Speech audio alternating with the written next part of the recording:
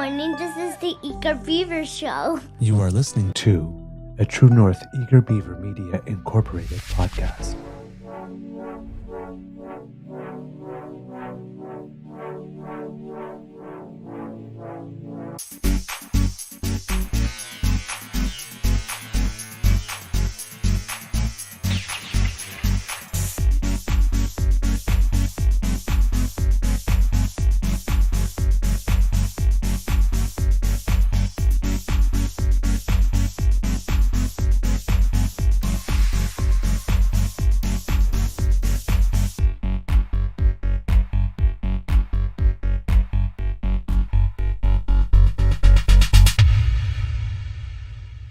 The True North Eager Beaver podcasts are proudly brought to you by our founding sponsors, the Misfit Mysteries from Corvid Moon Publishing, your source for science fiction, fantasy, and cozy mysteries featuring a broad diversity of characters, CanadianTarot.com, your uniquely Canadian online eclectic tarot community, and the Peppermaster, hot pepper sauces made from farm-fresh ingredients to thrill your taste buds and expand your mind.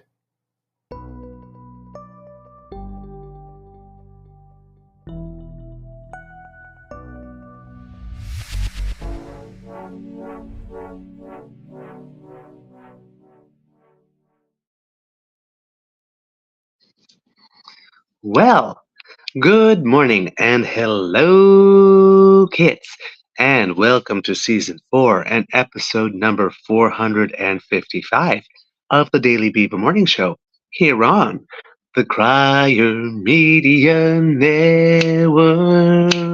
Shoo-doop, shoo-doop, shoo-doop, shoo-doop, ba-da, yeah! I am your host, the Eager Beaver, pronouns he, him, hey, Mr. Beaver, hey. And not with me today is my good friend, Mr. Grizzly. However, with me is, of course, my boss and my supervisor, Alistair McBear. Performance review time again. So he'll be monitoring and supervising. What's that? Yes, I know. We have to have some bear in some way, one way or the other.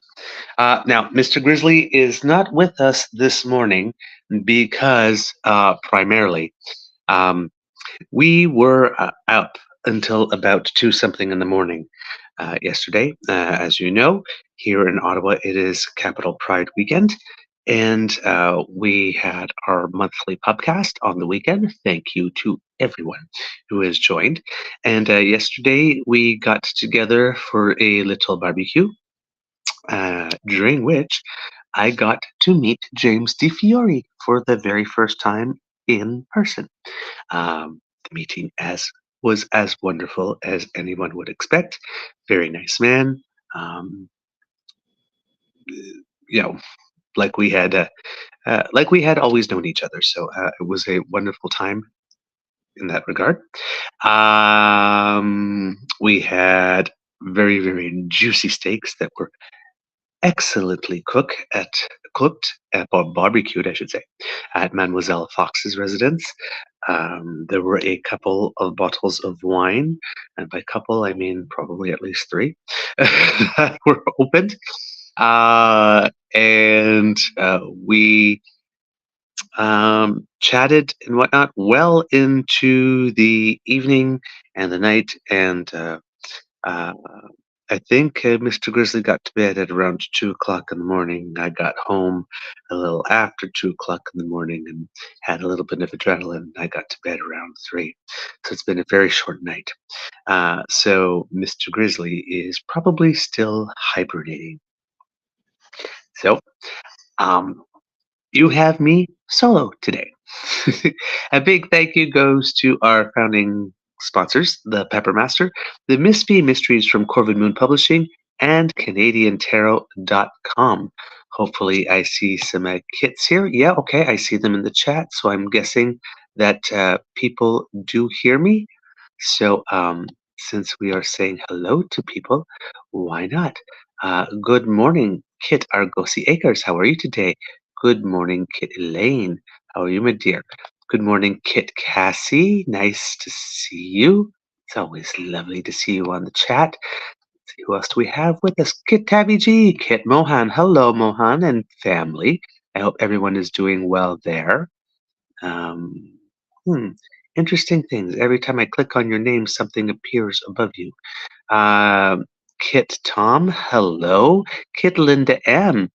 Uh, Kit Linda M, who says the Vancouver Aquarium has a sea otter pup cam on their YouTube channel. Ooh, I need to go check that out because I do love otters very much. Kit Carol, hello, Nona. Nice to see you, Kit Swanky Frankie. Yes, I did it. By the way, Kits and Cubs, I am producing this show solo from the phone today. So this is a completely new experience because all the buttons are in different places. So um, I will appreciate your patience with a bit of a choppy show, if that is going to be the case today. See, okay, Dan, hello. I blame Trudeau. Yeah, I know. Everything's the dude's fault. I know. I know. Uh, the screen is different. Yes, the screen for some reason is vertical rather than horizontal. I'm going to see if I can find a way to alter that eventually, kits and cubs. So please be patient with me, but I know that there is a button for that, so I will look. We have Kit Aaron who has joined us today. Hello. Um, yeah, interesting message. All right. But yeah, if that's your thing, good on you. Kit Saucy, I don't like this. Neither do I. Oh, thank you for the compliment about my shirt. I really appreciate it. Thank you. Let's see. Party Beaver. Yes, it was a party. Uh, we have Kit Forest, which is a new name for us. Hi, good morning to you. Hope everything is doing well. This is taking a little longer because I have to scroll with my finger all the way up on the phone, which is kind of interesting rather than having to use keyboards. We have Kit Winchester Wizard, which is a new name for us. Good morning to you. Good morning, Crazy Cheech. Lovely to see you again. Nona herself. Bonjour, bonjour. And good, oh, handsome. See, thank you. Thank you very much. What a very, very kind compliment. This guy, 87, um, has a really interesting request asking if I can turn off my mic. Well, if I do that, then it's going to make it hard to do a show. And so I'm sorry, but we cannot accommodate your request this morning. You might have to turn off your speaker then. All right. Who else do we have? I just like to help. So just a helpful tip. Miss Shadika, lovely to see you too. Pumpkin spice vibes with my shirt, says Kit Tavi G. And okay, if there are more of you, kits and cubs, I cannot unfortunately see you. So hopefully I've got you in real time right now. Yes, that's what it appears to be. All right. Let me see if I can. There we go. This might change. Well, okay. That's different. Let's try this. All right. It does not seem to be working, kits and cubs, in order to change. I see the buttons that tell me how I can change the screen, but it seems that if I'm doing it on the phone, it is going to leave me in vertical rather than horizontal. So yeah, it seems that it is not going to be an option. I'll try other buttons. Nope. Nope. Nope. Sorry, kits and cubs. So yeah, you're going to have me in a vertical for today. I apologize. All right, kits and cubs. A little bit of stuff in the news. Relatively light day and relatively light weekend. For those of you who are members, you may have noticed that Mr. Grizzly has started something called a Grizzly Growl, which is exclusive content on our YouTube page. Which are short little rants or maybe not rants all the time. This time it was, but just more shorter little messages about a certain topic. I will probably have mine. I had experimented a couple of times over the past few months with something I'm referring to as Beaver Tales. So you'll probably get some type of content like that. So 2 to 5 minute clips or something with us talking about one topic specifically and giving a more succinct position. So if you are one of our members here on YouTube, and if you've gotten a membership, you can look forward to content like that being added because you need to get something if you're going to subscribe to a membership. For those who are listening on YouTube, I think it is because we have passed 5,000 subscribers. We now have the opportunity for memberships, and there are 3 different tiers. So you can support us monthly in that way and get access to our regular show and some bonus content as well that we will be providing for you there. So, all right, on with the show. It seems that the big news, well, Mr. Grizzly's growl, by the way, was about Pierre Poilievre seemingly putting out another tweet with regard to the 85th anniversary, I think it was, of something to do. Actually, you know what? I don't actually know off the top of my head what it was about officially. Can't remember. I'll have to look it up.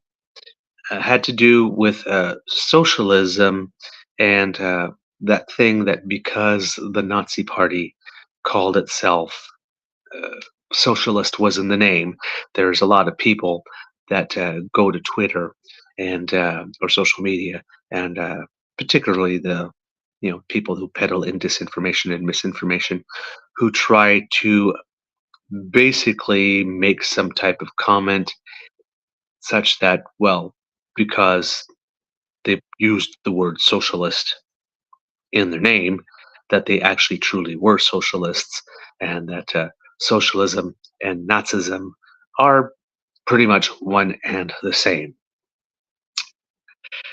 That requires a very interesting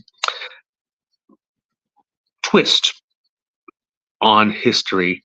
Requires a certain amount of it takes place in a certain form of revisionism, because we know that Pierre Poilievre, well, his thing is to kind of twist absolutely everything whatsoever to try and make a case against socialism, because allegedly the liberals are socialist. If you ask any NDP voter what they think about that, they'll probably laugh you out of the room, because clearly, in their view, not socialist enough. And it's not like the New Democrats are full-blown socialists, or typically more social democratic than anything else. But yes, he made this comment, and I'm looking for it right now. Here we go. On the 85th anniversary of Black Ribbon Day, we remember the victims of Soviet socialism and National Socialism Nazism. May we never forget the countless atrocities committed by these socialist ideologies, and may we honor those who fought to liberate Europe. Canada must always stand against socialism for freedom and democracy. And then you see him getting ratioed. For the last time, the Nazis were capitalists. Jesus Christ, you're a moron. I don't think that that word means what you think it means. That little scene, I believe it is from the Princess Bride. And there was a professor of history who had commented on that. I believe his name was Tom Chapman, and hopefully I can find that as well. But basically, Pierre Poilievre got ratioed pretty darn hard with this, which kind of makes me wonder, if good things come in threes, as they say, well, we have Pierre, who needed to delete his Bring Home fever dream video, which was kind of embarrassing because that went international and viral. I mean, it was stories about it in The Guardian. There were stories about it on CNN. However, where there weren't very many stories about it, there was a little bit, but not very many, was in the Canadian media. For some reason, they didn't think that it was a story, ironically enough. Don't know why that is the case, but 'cause it seems like pretty big. This too seems to be a non-story. It doesn't seem that any media noticed what he tried to do with this, tried to exploit basically the deaths of all those people way back when for political purpose today by essentially lying about the whole general context behind why it is that they died. Um, we have a gentleman that goes by Chris Chuckry on Twitter. It says Black Ribbon Day is the European Day of remembrance for victims of Stalinism and Nazism. Never one to waste cheapening a solemn event with hack partisanship, Pierre Poilievre continues to spout a false equivalency. It is because Nazi economic policies are closer to those of modern conservatism, with their opposition to labor unions and encouragement of cartels and monopolies. I can hear the clutching of pearls at this comparison. We are all born ignorant, but one must work hard to remain so. So is PP ignorant or a fear-mongering rage farmer? At any rate, he is lying again. So that was from Chris Chuckry.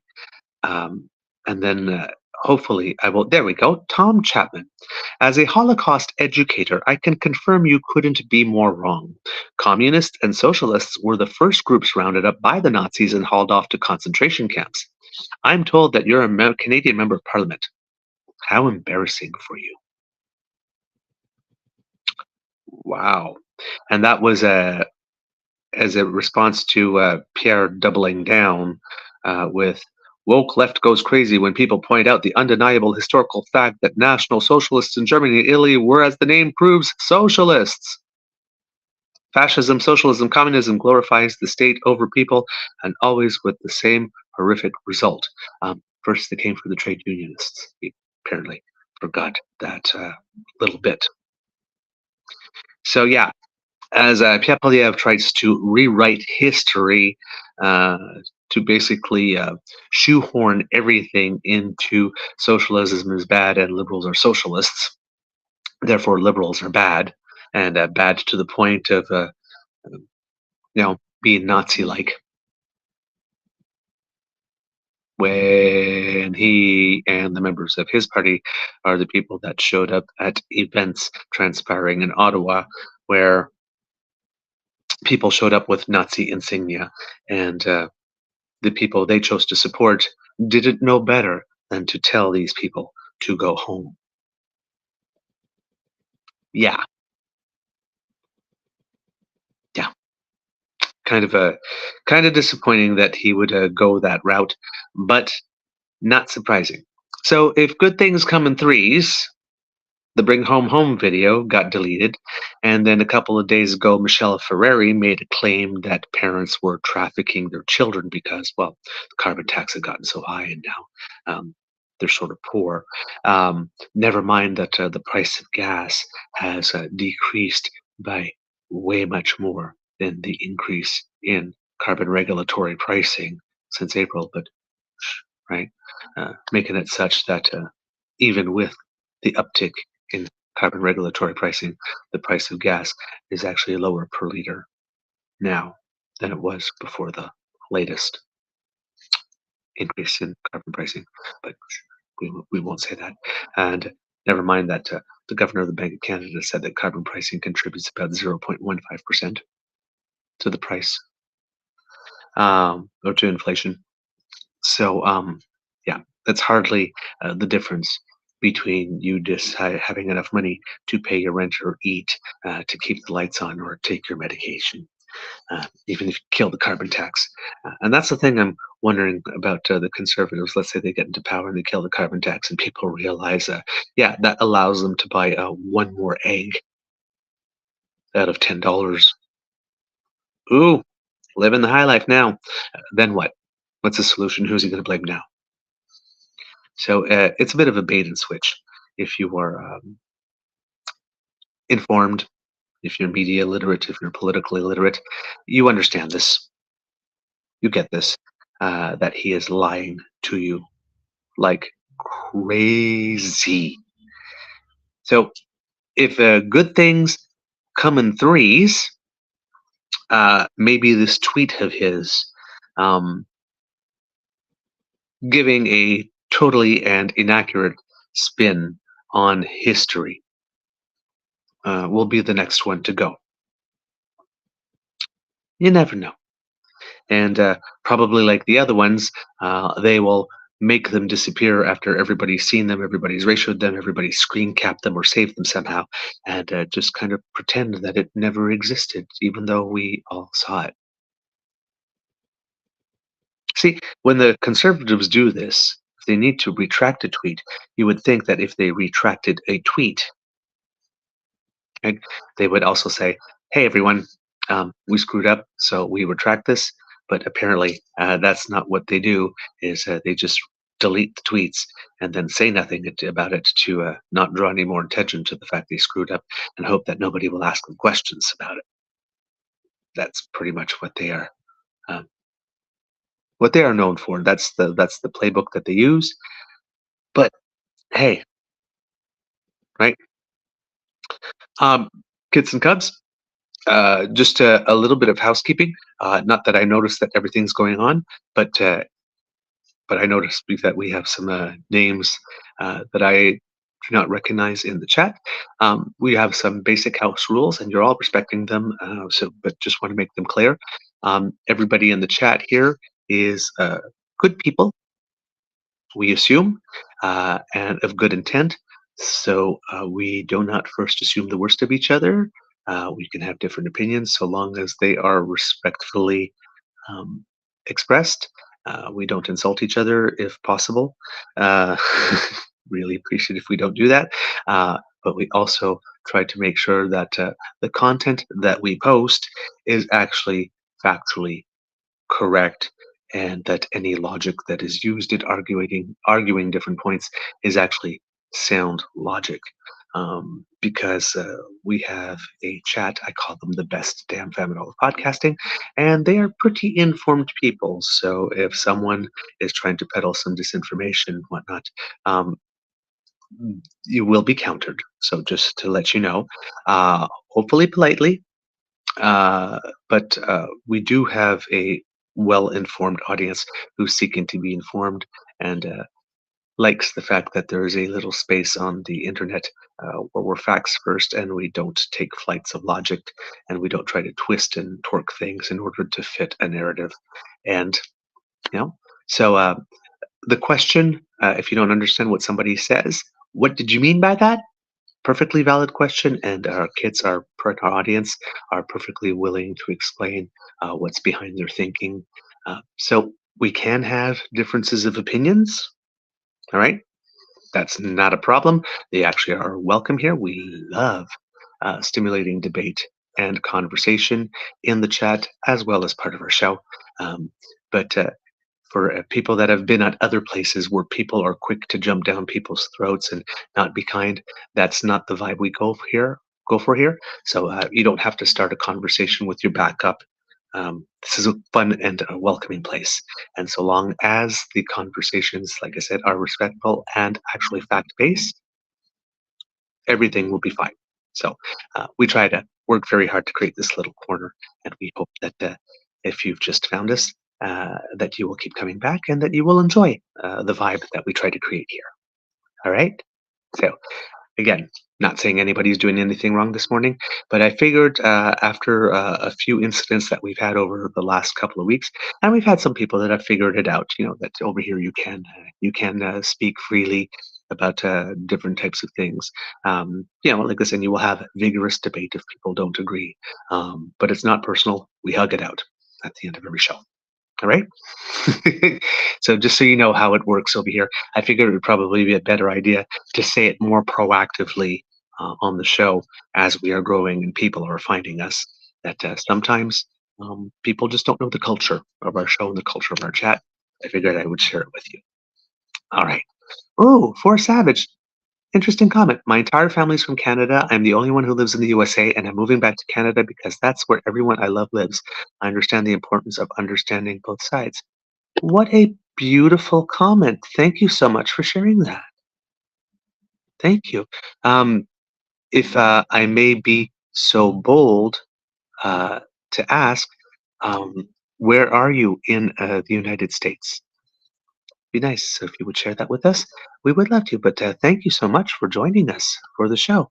We really, really, really appreciate it. I wish there was a way that I can scroll through your comments without them being covered every time I push the push something on the screen. I see that Kit James has joined us in the chat, and I believe the comment is so hungover. That came, and that's not the one. There we go. That's what I'm showing. Yeah, that will happen when we go through a couple of beers and then a couple of bottles of wine and then some Caesars and then something else afterwards. Um, Kits and Cubs. Yesterday, I'm not a big drinker, and I think yesterday and the day before, hanging around with my friends, I consumed more alcohol in 2 days than I did in the last 4 months. Yeah. But everything in moderation, including moderation. All right. So today in the news, Kits and Cubs, like I said, relatively slow weekend news wise. But something that is going on, which is pretty. Oh, Kit Force Savage says he's from Augusta, Maine. Hey, I love Maine. It's a really great place. Really, really good people there. Um, So yeah, but if you're coming back to Canada, welcome back. Uh, we always love we always love it when people come back. We know it's a big world and you go out and explore, but when you come back home, we are waiting for you. All right. Uh, the big news will be is that the Liberal cabinet is meeting for a retreat in Halifax. I'm assuming that there are going to be some extremely frank conversations happening behind closed doors, and that, how would you say, there will be a public facade that will be maintained in public communications to show that, how would I say, uh, that everybody's on the same team and rowing in the same direction. But I think it would be normal. There's a whole nervous Nellies component to politics. But at this point, we're closing in on the 1 year until the election. And the summer so far in polling hasn't really shown a bounce for the Liberals after doing the whole barbecue, flip pancakes, press the flesh tour. It does show, ECOS polling specifically has shown a big drop in conservative support. Um, Now, ECOS had some polling that was showing them about 25 points up, which seems a little ridiculously high. And it says that they've dropped from 25 points up to only 14 points up, which is still a lot. But it seems that there might be an effect of what's gone on in the United States with when you compare both the Republican and the Democratic conventions. Everything that happens in the United States seems to trickle up here by osmosis. So all the negative when Bush 2 was the president, then we went and elected ourselves a Harper, and both of them were similar in the fact that they've never met a war somewhere in the world that they weren't willing to get us involved in, for example. And then the Trump thing happened, and well, now we got PP who is trying to do his version of it.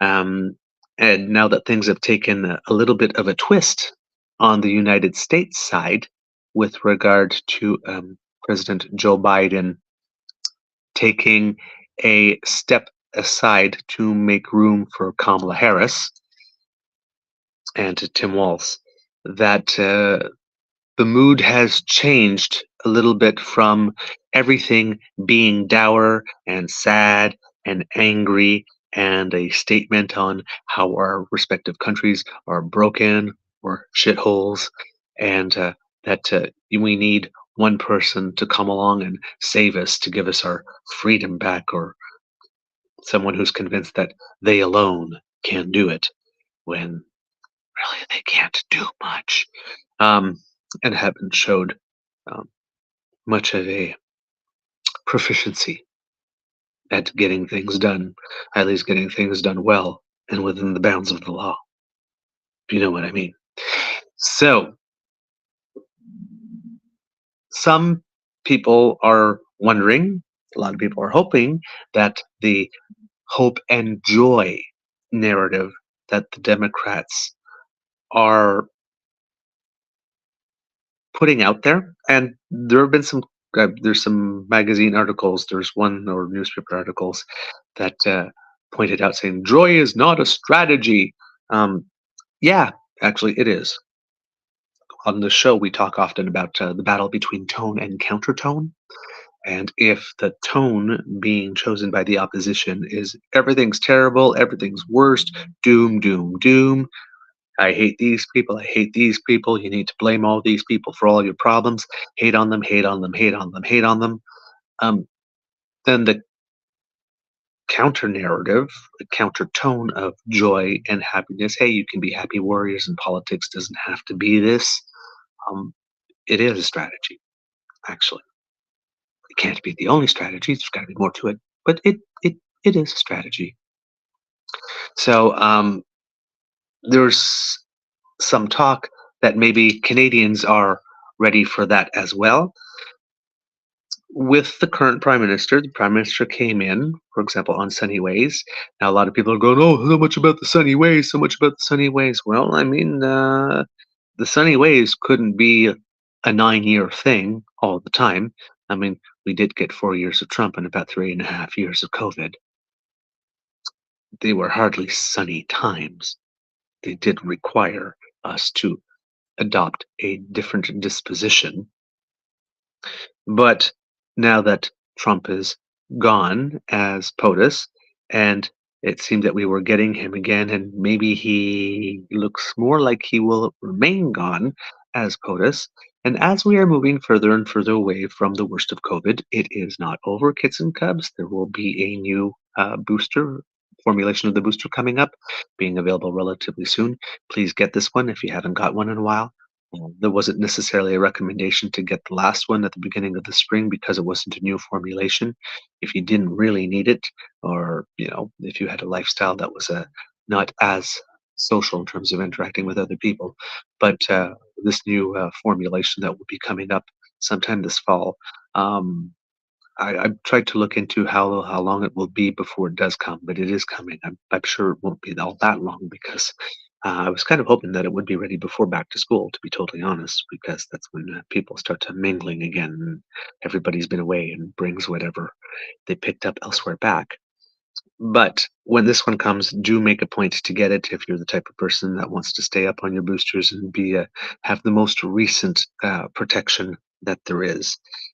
There are some situations here in Canada, but particularly in the Montreal area, I believe, where COVID cases has shot up pretty substantially, actually, and hospitalizations have as well. And this, of course, if you happen to be living in Ontario, happens to be happening at a time where the government of Ontario has decided that, we don't need any wastewater data anymore, which is not true. Actually, we do need it. It could be very, very helpful, again, particularly for those who live in long-term care centers, because with wastewater data, you can actually look into certain neighborhoods specifically. So, yeah, according here to Global News, they say significant amount of COVID expected in the fall. Are new vaccines coming? I'm going to read a little bit of this to you, kids and cubs. As the World Health Organization warns about a worrying comeback of COVID-19 among a summer surge of infections, new vaccines may soon come to Canada this fall. Health Canada told Global News it is reviewing submissions from Pfizer, Moderna, and Novavax for their updated COVID-19 shots targeting the most recent strains circulating and will approve them if they are deemed safe and effective.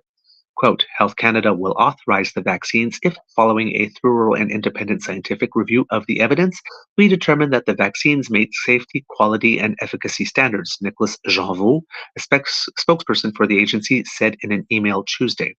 Starting in the fall of 2024, the National Advisory Committee on Immunization, or NACI, strongly recommends the most recently updated COVID-19 vaccines for previously vaccinated and unvaccinated individuals at increased risk of SARS-CoV-2 infection or severe COVID-19 illness. These include everyone aged 65 or older, long-term care home residents, pregnant people, those with underlying medical conditions, and people from Indigenous communities. Quote, receiving the most recently updated COVID-19 vaccine is expected to provide a better immune response against circulating COVID-19 strains compared to earlier vaccines and is especially important for those at increased risk of COVID-19 infection or severe COVID-19 illness, Jean Vaux said. The latest Canadian wastewater data as of Tuesday shows a moderate viral activity level of COVID-19 in the country, but that could change in the coming months as schools reopen and weather gets cooler, experts say. Quote, I think from what we've seen, we are expecting there's going to be a significant amount of COVID in the fall and winter, Alison McGeer, an infectious disease physician at Sinai Health in Toronto, said in an interview with Global News. And if you're a Canadian citizen, then you can probably also expect that not necessarily everybody has been getting boosters past the second or the third shot or fourth shot, let's say. People's not compliance, but feeling the need that they need to go get them has decreased with time. So there may be more people in the general public for whom it's been let's say more than a year amount of time since they've gotten their last vaccine. So their immunity is probably lower and therefore might be more susceptible to catch something. Now they already have the initial ones, so that will offer some protection of some kind, because it doesn't always completely go away. But given that in the population there are more people that are probably further away from their last booster, their last dose, that's maybe one of the reasons that people or experts or authorities are expecting that this winter, this coming fall, might have a more significant significant amount of COVID coming up. So just keep your eyes wide open on this. McGeer said, quote, COVID is still a concern in Canada. People should get vaccinated. There's still very clearly a benefit to getting your shot when they're available in Canada to protect you through the winter. Since the start of the COVID-19 pandemic, the virus has constantly changed and mutated into different variants, keeping vaccine makers on their toes to update their shots. So the KP3 variant is the one that's dominating in Canada right now, accounting for the majority of the cases. KP3 is a genetic cousin of KP1 and KP2, which are playfully dubbed the flirt variants. I missed that when that happened. I do not know why they call it that. These originate from JN1, the Omicron subvariant that fueled the winter surge last winter. So there you go. For example, if you are in Quebec here, it says that this is from August 23rd. Masking returns to Laval hospitals as COVID-19 cases increase across Quebec. This is another thing that you might want to do, kids and cubs, if you are riding public transit or if you happen to be taking intercity trains or intercity buses. It may be time, again, for the period as we get ready to go back to school, and maybe 2 or 3 weeks after, until we see how different the situation is going to be. Just as an extra layer of protection, you might want to get your masks ready for that. But according to the CBC, the Regional Health Board overseeing Laval, north of Montreal, reintroduced masking across its facilities on Friday in response to an increase in cases of COVID-19 among employees and the city's population as a whole. In an internal memo sent to staff and viewed by CBC News, the CISSS de Laval called on workers to wear a procedural mask when in direct contact with patients. The COVID-19 positivity rate in Laval increased from 2.9% in mid-April to 27% in August. So nearly a tenfold increase. That is a lot by any standards. The rest of Quebec is also experiencing a spike in COVID-19 outbreaks, with hospitalizations doubling between mid-June and mid-August, according to data from the l'Institut National de Santé Publique. Hospitalizations are at their highest levels since last winter, with more than 1,200 people with COVID-19 in Quebec hospitals. In recent weeks, more than 30 people have died from the virus every week, and I believe that today is the first day of classes in Quebec. So there might be more here. In an email to CBC News, the Quebec Health Ministry said it is, quote, the prerogative of establishments to put in place the measures necessary and relevant to the situation in the field. Facilities can now determine which situations require masks to be worn, it said. Dr. Donald Vin, an infectious disease specialist from the McGill University Health Centre, lauded the Laval Health Board's decision to make masking when in contact with patients mandatory. Quote, when a patient seeks medical attention, they go with a specific medical problem, and what they do not want is to pick up an additional problem, he said, adding that masking also protects healthcare professionals. Quote, we're already short-staffed for a variety of reasons in most healthcare settings. The INSPQ, so the sorry, I have to go find the name again because l'Institut National de Santé Publique, there we go, says there are 110 outbreaks in long-term care facilities and 54 healthcare centers. Over 21% of tests for COVID-19 in the province are positive, the highest rate since last December. A test positivity rate of 20% or more is that's very high. It's very high. It's, 1 in 5 tests are coming back positive. And since we're not testing everybody, we're testing people that we believe might be more likely or most likely to be showing those signs. And out of those ones, 1 out of 5. But that's a lot. Considering the number of people one person can infect, 1 out of 5 is a lot. Experts say the virus has not yet adopted the same seasonal pattern as cold and flu viruses, both of which are more prevalent in winter. Quote, COVID doesn't have any seasonality, Vin said. It's not the same variant that persists throughout the year because it can continue to propagate throughout the year. You get the development of new variants. In late July, Quebec's Immunization Committee released the recommendations on administering vaccine this fall. People aged 60 and over and immunocompromised people are encouraged to get a booster dose before the fall. It's important that they get maximum protection as quickly as possible, said Dr. Cécile Tremblay, a microbiologist and infectious disease specialist at the CHUM Hospital in Montreal. With the circulation of new variants, the committee recommends that people under 60 wait for the next version of the vaccine, as the mRNA vaccine is no longer favored. Quote, if it's less urgent, it's more interesting to have a vaccine that matches the strains currently circulating in Quebec, said Dr. Tremblay. So if you are living in Quebec and you are in these at-risk groups, it might be advisable for you to get a booster now, even if it's with the older version, than to wait. Given the rate at which it is circulating in the rest of Canada, things are such that you can probably still wait at the moment. But I said when back to school starts in the rest of Canada just after Labor Day, the first 3 weeks after back to school is if there's going to be the beginning of a fall spike, is where you're going to start noticing it. So probably within the first 3 weeks and around the 3-week mark, you'll get the best impression. Might be at its peak unless there are a lot of people, and then you hit a little tipping point where you have a surge that goes a little higher, needs a more sustained effort to get it down. So just keep your eyes open, please, kids and cubs, as I mention often on the show. I'm trying not to do it as a moralizing thing, but more as I love the members of the damn fam, and I would love to keep you all with me for as long as possible.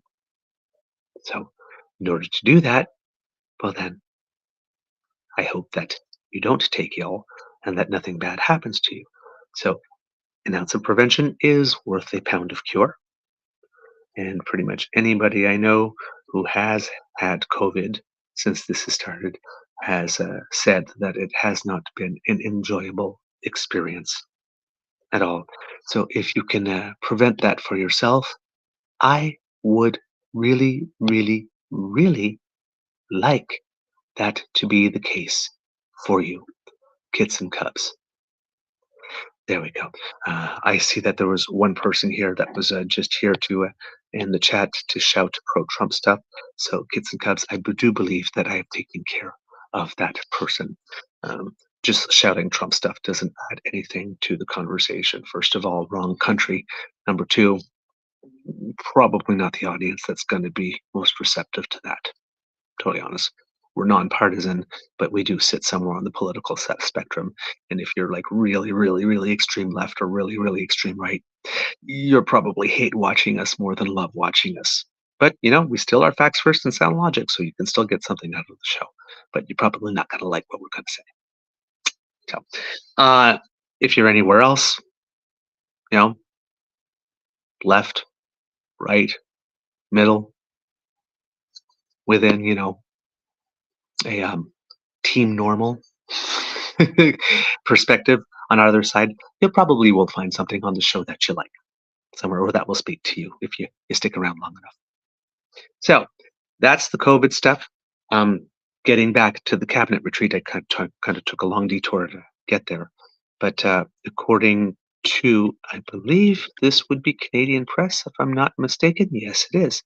Prime Minister Justin Trudeau will kick off a 3-day cabinet retreat in Halifax on Sunday, so that happened yesterday, where the themes are fairness and Canada-US relations, but the feelings are all about déjà vu. A year ago in Charlottetown, the cabinet hoped its annual post-summer retreat and massive cabinet shuffle that preceded it would give new life to the Liberal government. Spoiler alert, they did not. Trudeau and his team are so far behind the Conservatives in the polls that if they were on a running track, they'd have been lapped by now, and with the next election at most a year away, the runway to recover is growing shorter by the day. Interest rates have started to come down, inflation is back in a normal range, wage growth has been strong, but housing costs and availability remain extremely challenging, food prices are still high, and the Liberals have been unable to counter messaging from Conservative leader Pierre Poilievre that life has become more expensive and unsafe under Trudeau's watch. In June, the Liberals lost a long-held Toronto seat to Conservatives, further eroding what was left of the fragile confidence the party had that they could stage a miraculous comeback with Trudeau still at the helm. And as we mentioned often on the show, we have 2 more by-elections coming up, one in Elmwood, Transcona in Manitoba, and the other one in La Salle, Villemar, Verdun in Quebec. And the latter one is considered a Liberal stronghold, but there seems to be a lot of competition for it. And if the Liberals were to lose that one, that would be one more on the pile of, oh my God, things are disastrous under Trudeau. When is he going? And that one, if he does, if the Liberals do lose that one could lead to him having to go. I don't know if there's anybody on the benches yet who is willing to take over well enough to counter Pierre. I know for a fact, and I think we can all know for a fact, that no matter if the Trudeau were to go, no matter who it would be, all the things that they said about Trudeau, they'll just say about them too. Right? There's also been some word on the street that somebody might be looking to cause some trouble for Chrystia Freeland. We saw that with the Black Ribbon Day, that there are some people that seem to want Chrystia Freeland. There's talk, and this is a long-running talk, that there might have been someone in Chrystia Freeland's family back in the day who was more associated with Nazism. She's not, very clearly. Right?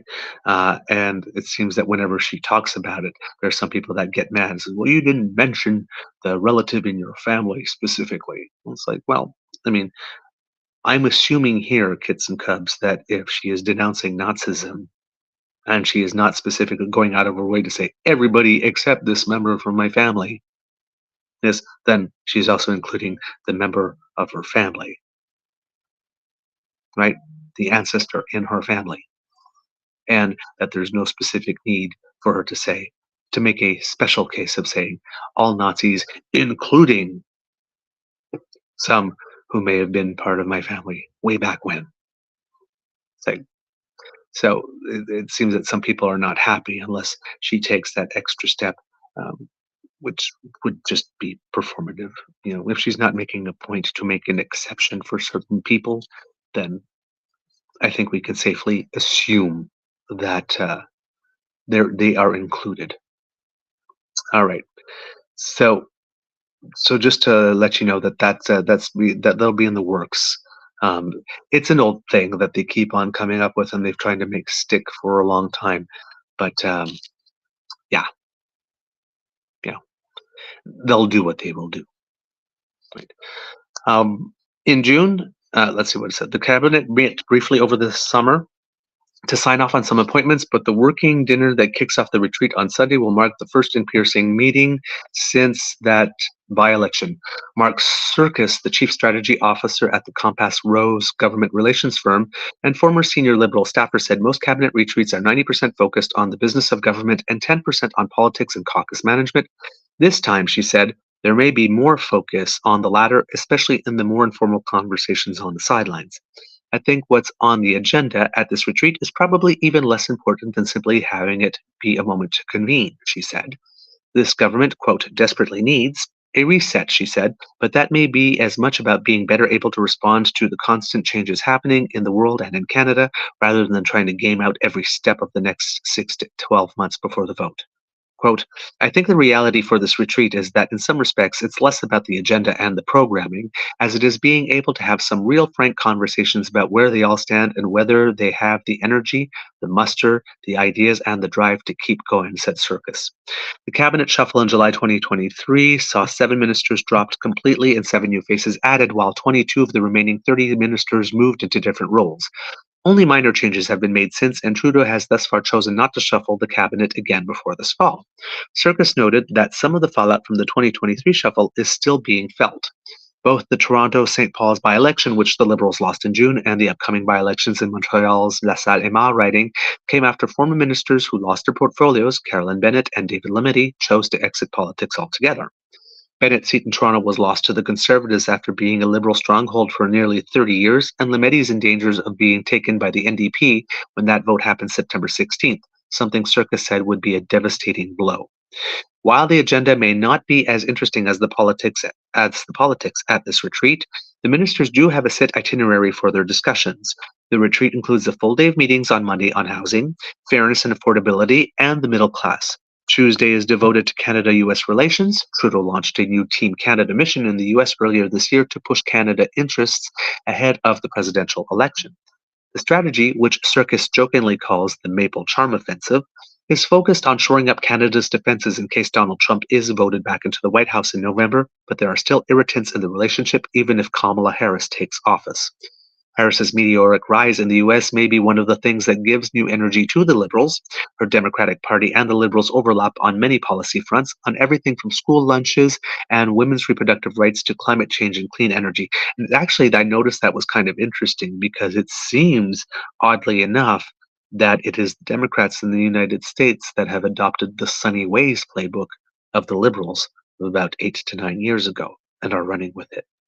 I'm noticing a lot of very common themes and ways of framing things. What is not lost on many Liberals is that President Joe Biden's decision to drop out of the presidential race brought a sudden surge of energy and momentum to the Democrats. Speculation about Trudeau's future has been a favorite game in Canadian political circles for years. Though he has not suggested he is even considering leaving, Circus says she doesn't think what's happened for the Democrats will compel Trudeau to follow Biden's lead. Quote, I expect to see lots of borrowing of technique, borrowing of language, but a wholesale shift in terms of the person at the front of the stage and on the podium, I don't know that that's in store for the Liberals in the coming weeks, she said.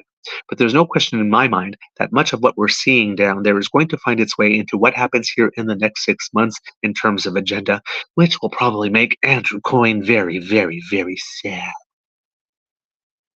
Because it seems that Andrew Coyne believes that Liberals are not allowed to copy ideas that other people came up with in other places. They need to be original and find their own ideas, or else it's just not fair.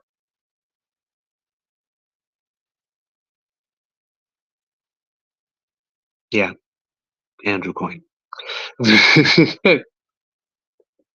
I don't know what it is with this prime minister, but he seems to have a hate on for him a mile wide.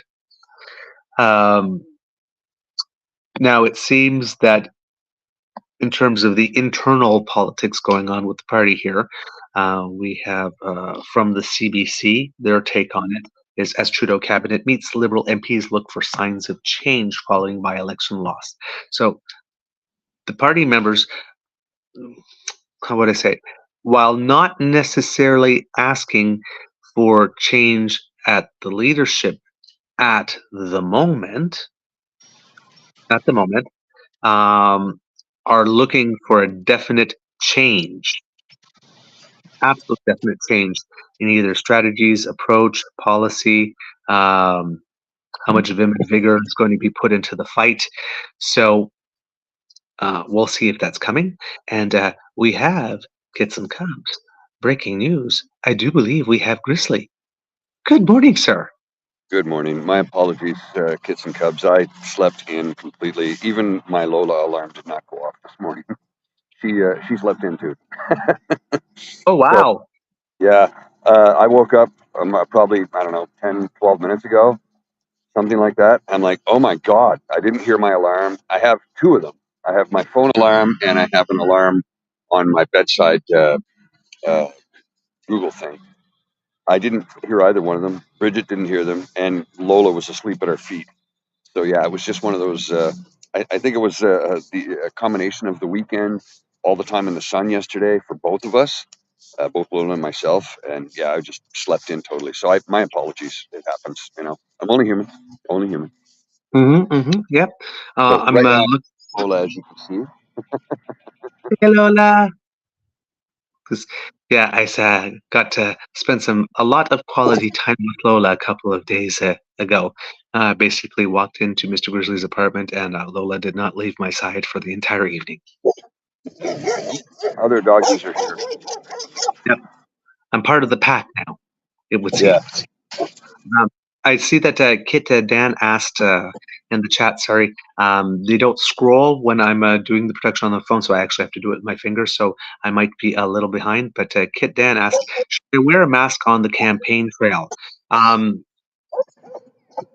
You're probably in a high contact position at the moment, so it might not necessarily be a bad idea, especially if you're going into people's houses. If you're just standing on the doorstep, you still are outside and properly ventilated and all that kind of stuff. If you maintain the 2 meter distance, you might be okay. But yeah, if you notice things starting to spike in the region, like they are Probably in a good Quebec, idea. Yeah. it might be a good idea because you're going back and forth from person to person to person, and in your case specifically, every day of campaigning, every day of door knocking is valuable. And the last thing that you want to do, if you're just strictly being selfish and strategic, is do anything that could take you off the campaign trail for a couple of days. So, might be. It might be. Now, of course, you'll might get some people mentioning things like, why are you wearing a mask when you show up at a door or something? But you know, um, just take that in stride and go ahead and live your best life. But yeah, that might be a thing that could be somewhat recommended. All right. Yeah, I'm gonna see if I can jump. I'm gonna take Lola back in. I'm gonna see if I can jump in on the computer and get everything fixed up. So give me a few minutes. I'll be right back with you. Apologize for my tardiness today. Everyone's I'm entitled to rest. unemployed, so if I sleep in once in a blue moon. Yep. All right. We'll see you later. Okay, I'll be back in a few minutes. Okay. Bye. So this, according to the CBC, Prime Minister Justin Trudeau will meet with his ministers in Halifax on Sunday for the annual cabinet retreat, a gathering that comes after a year of dire polling for the government and disquiet among some Liberal MPs. Some of those MPs are now calling for big changes and for the Prime Minister to publicly show signs of contrition. Yes, that's another one that's coming out. Cabinet is meeting for 3 days and is expected to tackle pocketbook issues and seek to strengthen Canada's relationship with the United States ahead of the House of Commons return in September. Quote, the number one thing I think we need to do is remain grounded in the experience of people who live in our communities, Housing Minister Sean Fraser said on Monday. But members of the Liberal caucus are watching closely to see whether the Prime Minister has listened to them and will act on any of their ideas following the party's surprise by-election loss in June. CBC News spoke to 6 MPs who say they want to see Cabinet agree on several major measures: a major Cabinet shuffle, simplified public messaging, an effort to market the Liberals as a team, and a more aggressive communications campaign contrasting the party with the Conservatives. Now, I can see why they would want some of those things, and to be totally honest, these are a lot of things that I've been recommending that they do for quite a while. The last cabinet shuffle, because it moved around faces that we knew mostly into different positions. Um, uh, and it was well done. People were moved into positions that they were well suited for and all that kind of stuff. So in that part, I had no problem. But if you wanted to send the message that uh, you know we've done a fresh revamp and here are some fresh faces, probably not, right? So if there's a lot of ministers, and some of them have been good, and they don't necessarily deserve to be demoted. But if the goal is to say we are going to present a new face with a new team, new faces you haven't seen before, new people to get to know that have interesting and compelling stories, because you may be tired of hearing from Patty Haidu, and you may be tired of hearing from Christopher Freeland, and you want to see what else have you got, uh, and to have a new team, that might be it. A good way to do it, to not have Justin Trudeau necessarily be the face of the party, but moving more to a team Trudeau or team Liberal advertising, or focus on the advertising rather than Team Justin, or Justin is leading his team. It's like there's a competing that might do it. So decreasing his profile somewhat could help. And yes, definitely, definitely simplified public messaging. I do not know why Liberals are so terrible at comms. So terrible at comms, because there are plenty of achievements. But again, achievements are only going to get you so far. Every time you're in an election, is what are you going to do for me next? Even what have you done for me lately doesn't even rate so much anymore. So what are you doing? What are you planning to do for me next? Because I got some real problems now and I need them addressed. And yes, a better campaign contrasting the party with the Conservatives definitely would be needed. And in fact, I would say also they need a better instant response mechanism. So if they need a team of people that are basically sitting by the computer monitoring everything that the Conservatives are saying, and when they say something that's completely bullshit, that they're out there already with a response, boom, countering, not letting it fester, not letting them, letting the lie get its pants on and taking a run around the world, going before you can actually notice that it's happening. So a little bit more of an instant response. And if the Liberals would do something, for the love of God, to show that they have some type of real interest in rural Canada.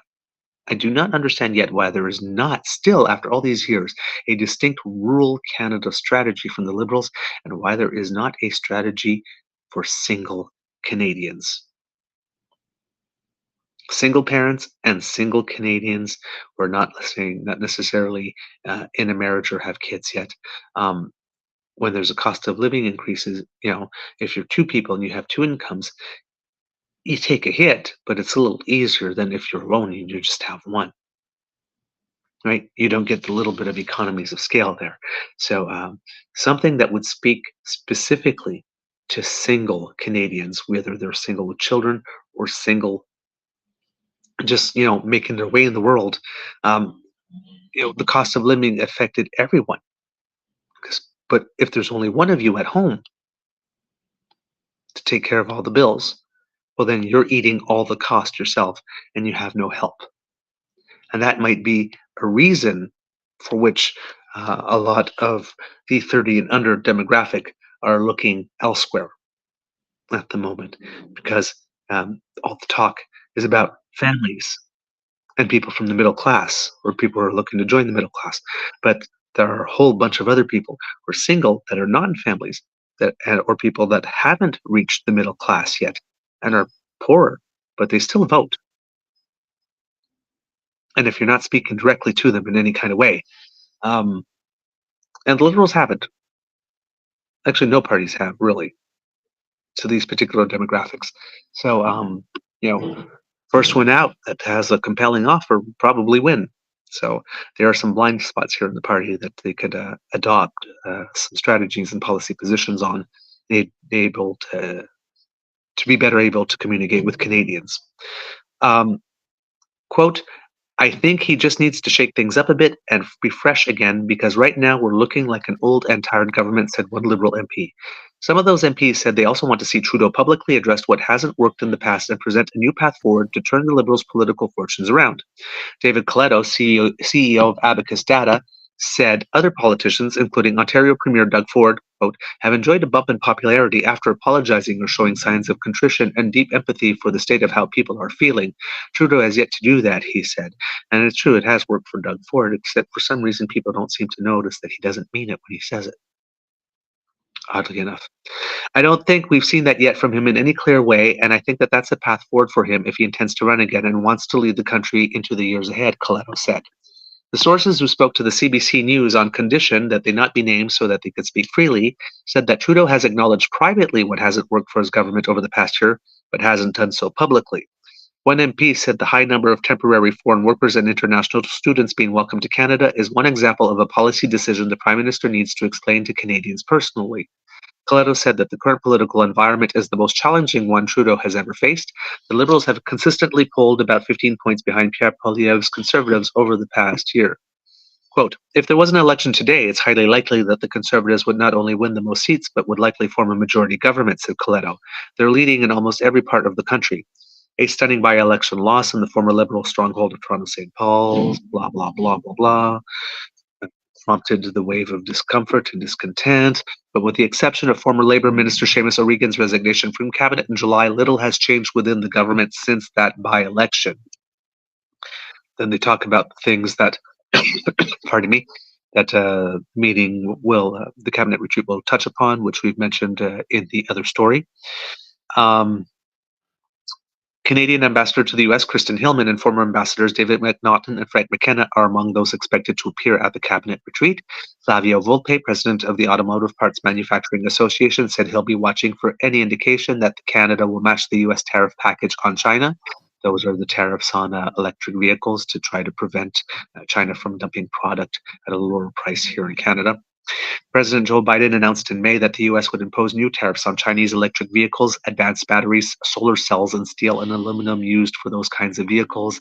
And basically, there's a call in Canada to match those tariffs equally. Volpe says, quote, he's fairly confident that the government is going to match the American tariff package, but the Americans, quote, are a little bit nervous about Canada's support. Quote, I think the sooner we get to where the Americans are, the better it will be for our trade relations.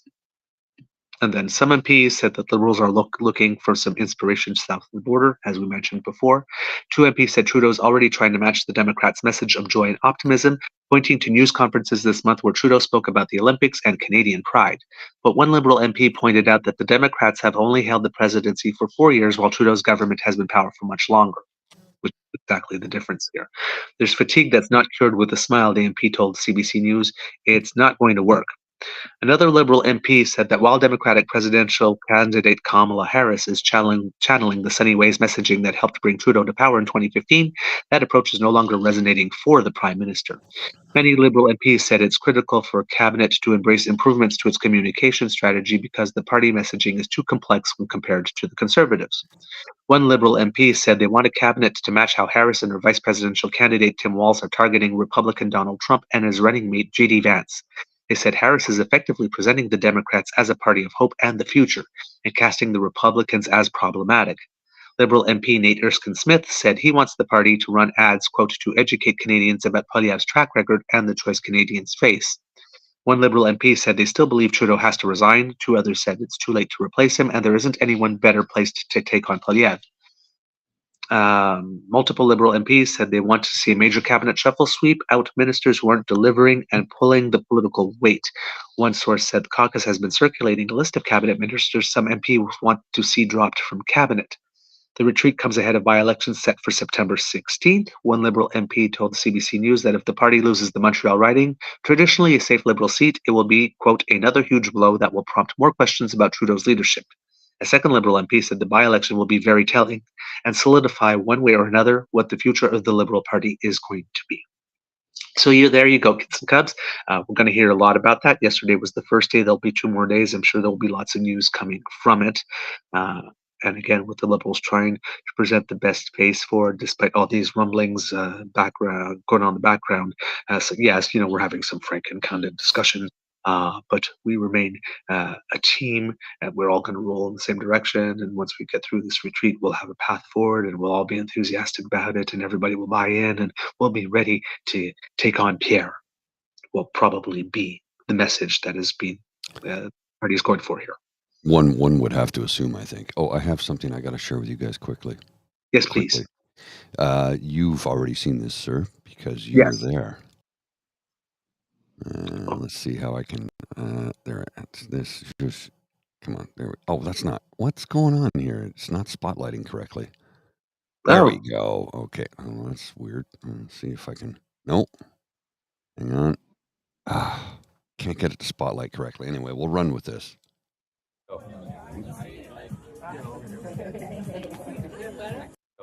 That was yesterday.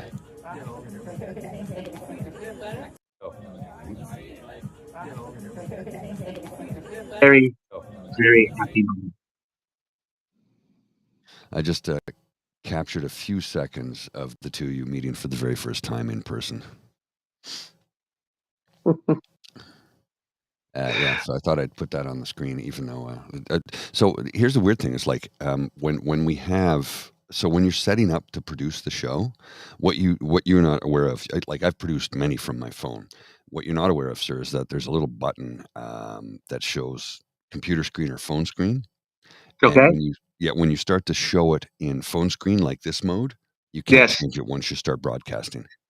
That's what I kind of tried to figure out. Because I saw the button afterwards, and I tried to push it, and it couldn't happen. So that's why we're in this mode, because once you start broadcasting, you cannot change it. So.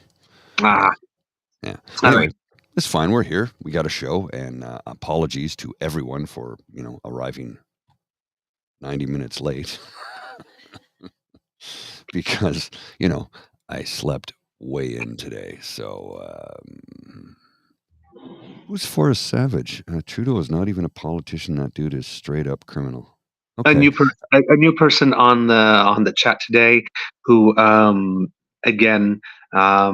I took some time to make the house rules. It seems that person understood them, but may not, because Trudeau is a straight-up criminal is not a fact-based. So, well, Mr. Savage, I just want to address this. No. They've been told.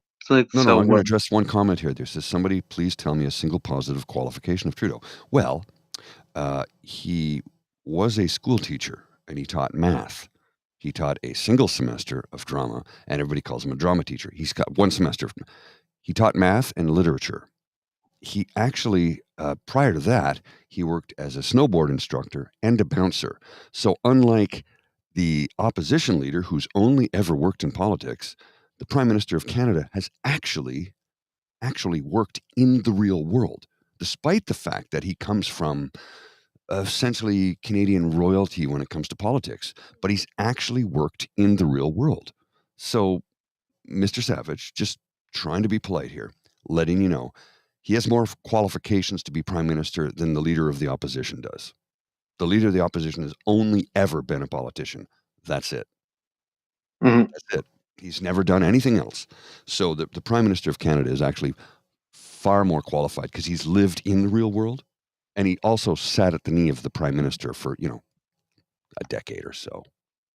So he knows more about politics than you are or I ever will. Yeah. And it's that simple. Yeah.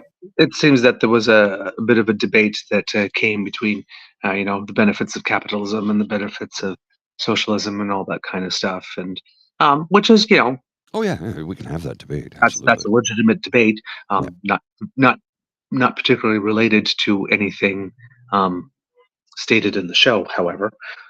So it seems like a random choice for a topic of conversation. But hey, we don't tell you what it is to talk about when we're doing this. Hopefully, you pick up on things on the show and discuss those things. But nothing stops you from bringing in your own topics. But yes, given that there's everybody watching the show on the political spectrum from Green to NDP, too liberal to progressive conservatives, and then people who are further on the extremes from that, who are probably, like I said, more hate watching us or monitoring us than anything. Mm, Yes, if yes. you have a view that capitalism is great and it's wonderful, yes, you will have people in the chat that have that are more socialist or social democratic, Mhm. that will talk to you about the limits of capitalism and where capitalism, they believe, uh, is maybe not the best solution, or strict, unbridled, unfettered capitalism. They might want capitalism with some rules and some guardrails, or capitalism with a bit of a social component to it, social capitalism. So that type of stuff could happen, but you know people again, reacting to someone saying capitalism is great or socialism is great and coming up with another perspective, again, is not an attack. It's just sort I of, know. it's why I think you're wrong. Mhm. Well, uh, and if he really wants to know about what benefits folks living in rural areas, we do have a farmer on the show married to a cowboy who might be able to inform you of that, Mr. Savage. So just letting you know, one of our loyal friends and followers who has been incredibly generous with us has grew up on a farm in rural prairies. I'm not going to get geographic here, but in the prairies, in a rural area, and uh, knows more about it than you or I could ever actually say because it directly affected by it. I'm a city mouse. Yeah, me too. Now, here we go. Here's a comment from one of the kids. Forrest, Saskatchewan relies heavily on the federal government to build roads and infrastructure for mining and oil and gas industries. There you go. There you go. Yep. So, you ask the questions, Forrest, and we will respond. Maybe Mr. Beaver and I won't respond directly, but the Kits and Cubs will address you. They will discuss it with you, and as long as as long as we're civil and polite in the chat, you're welcome to stay and have a good time.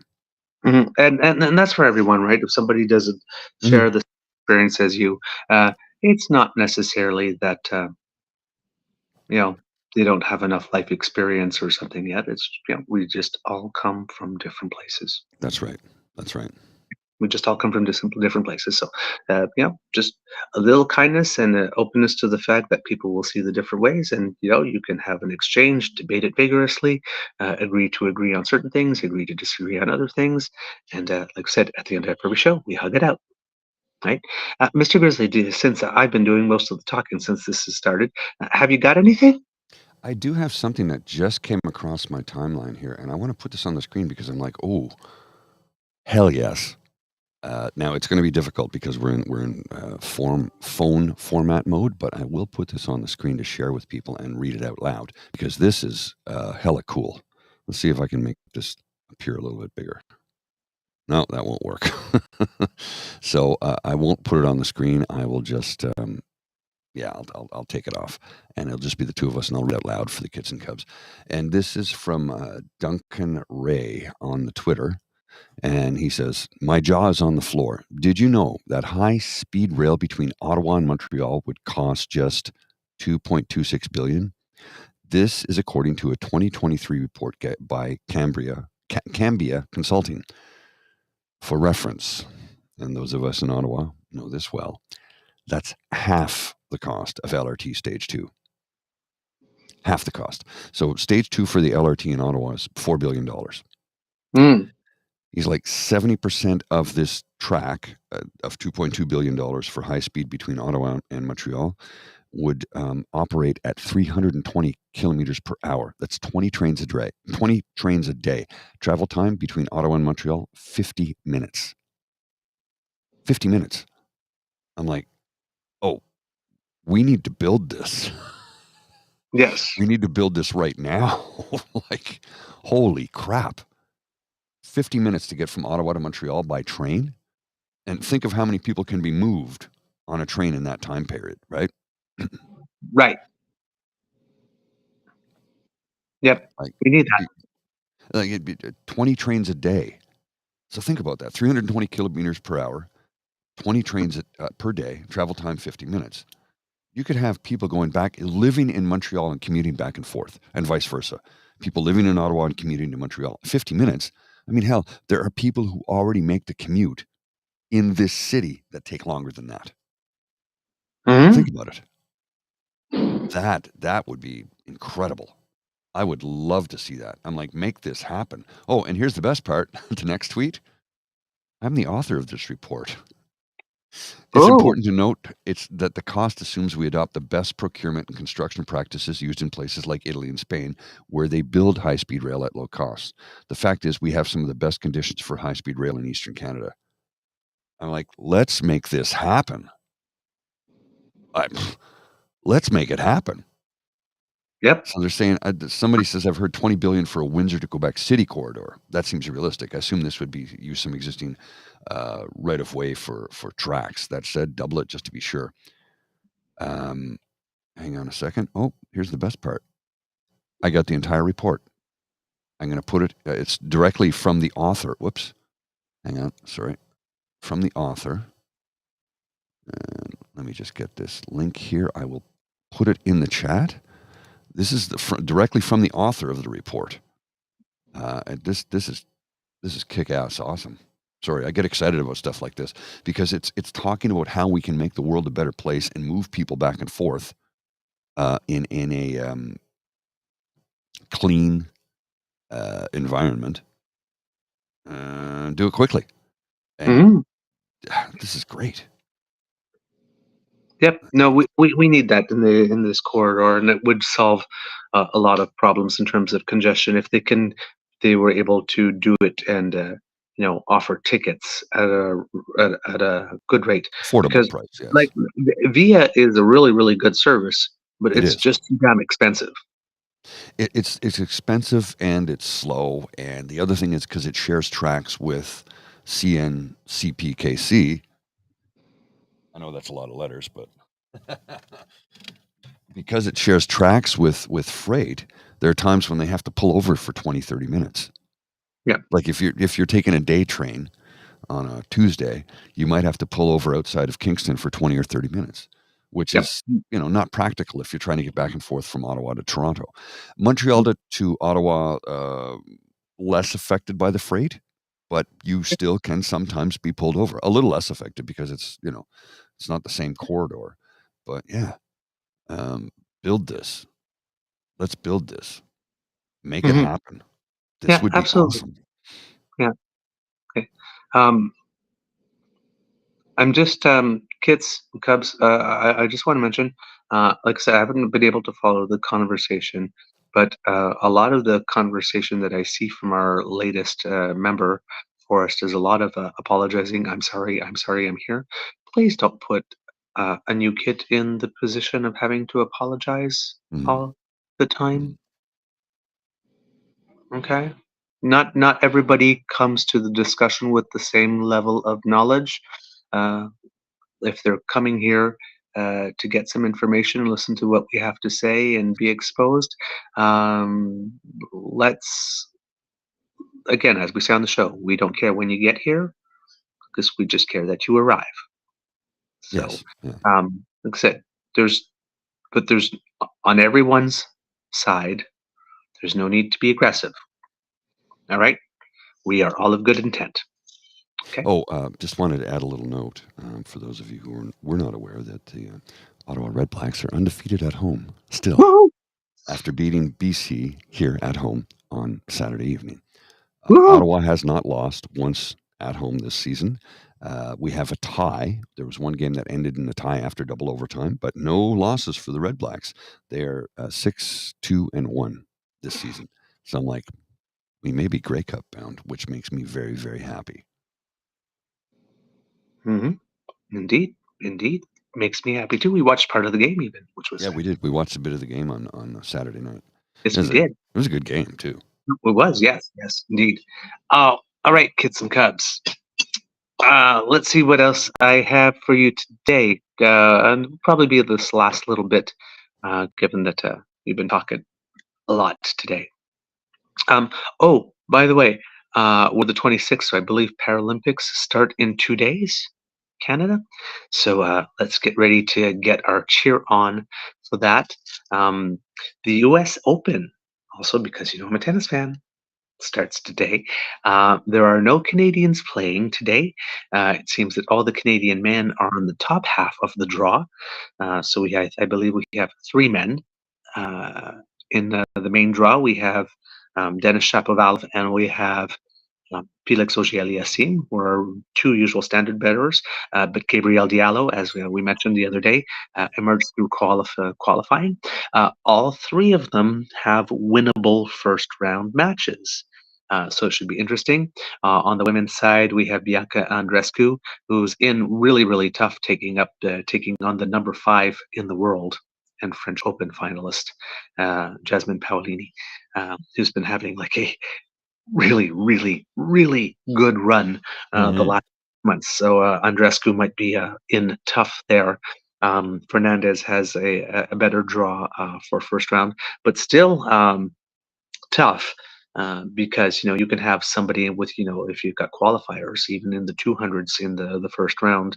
If you're a seeded player, which Fernandez is because she's in the top 32 in the world, you're guaranteed not to play a top 32 player, but you could pick number 33, which is still a tough first round match, and she got somebody that in the first round who's in the 40s. So a tough first round match because often your first round match, if you're seeded players against somebody that's in the low 100, low double digits, 98, 99, 80 something, or in the triple digits, and she did not get that as a first draw. So it could be quite possible that our two female competitors are out in the first round.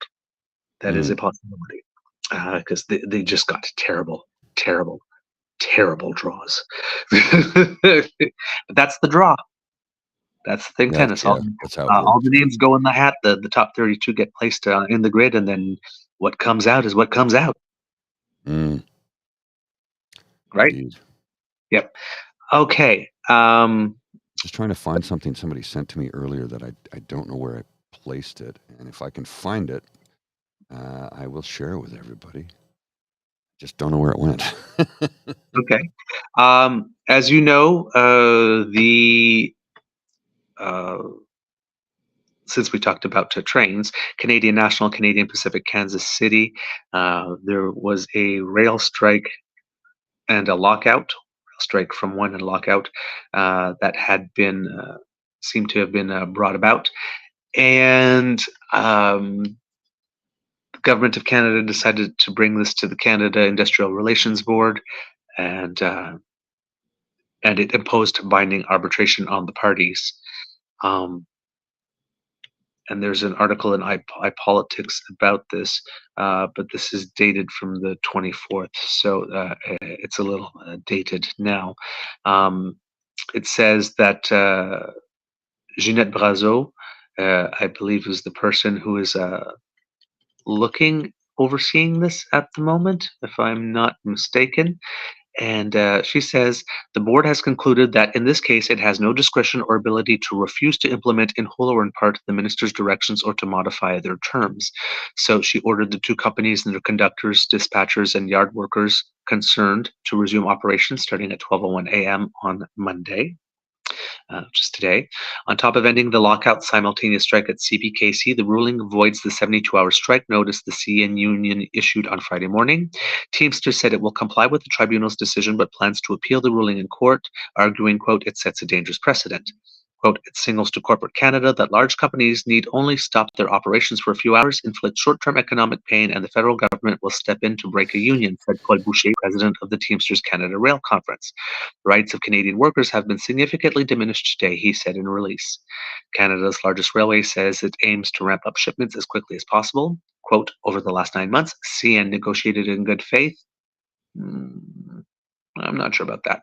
To reach a deal at the table, the company consistently proposed offers with better pay, improved rest, more predictable schedules, and a voluntary mobile workforce. While CN is disappointed an agreement could not be reached at the bargaining table, the company is satisfied that this order effectively ends the unpredictability that has been negatively impacting supply chains for months. And the reason for which I say, I'm not sure about that, because had CN not decided to time its lockout to coincide with the start of the 72-hour strike notice at CPKC, Yeah. thus imposing on the entire nation an economic bear hug, I'm be a little more inclined to say, you know what, we really came with good faith, but they didn't do that, so I'm skeptical. The Labor Board ruled that binding arbitration will kick off on August 29th. Yeah, so that's what's going on that front, Kits and Cubs. So yes, it seems that the Teamsters are going to bring this to court, but not to try and stop this order or to get it rescinded so that they can go back on full strike and that shipments will stop, but more for the future.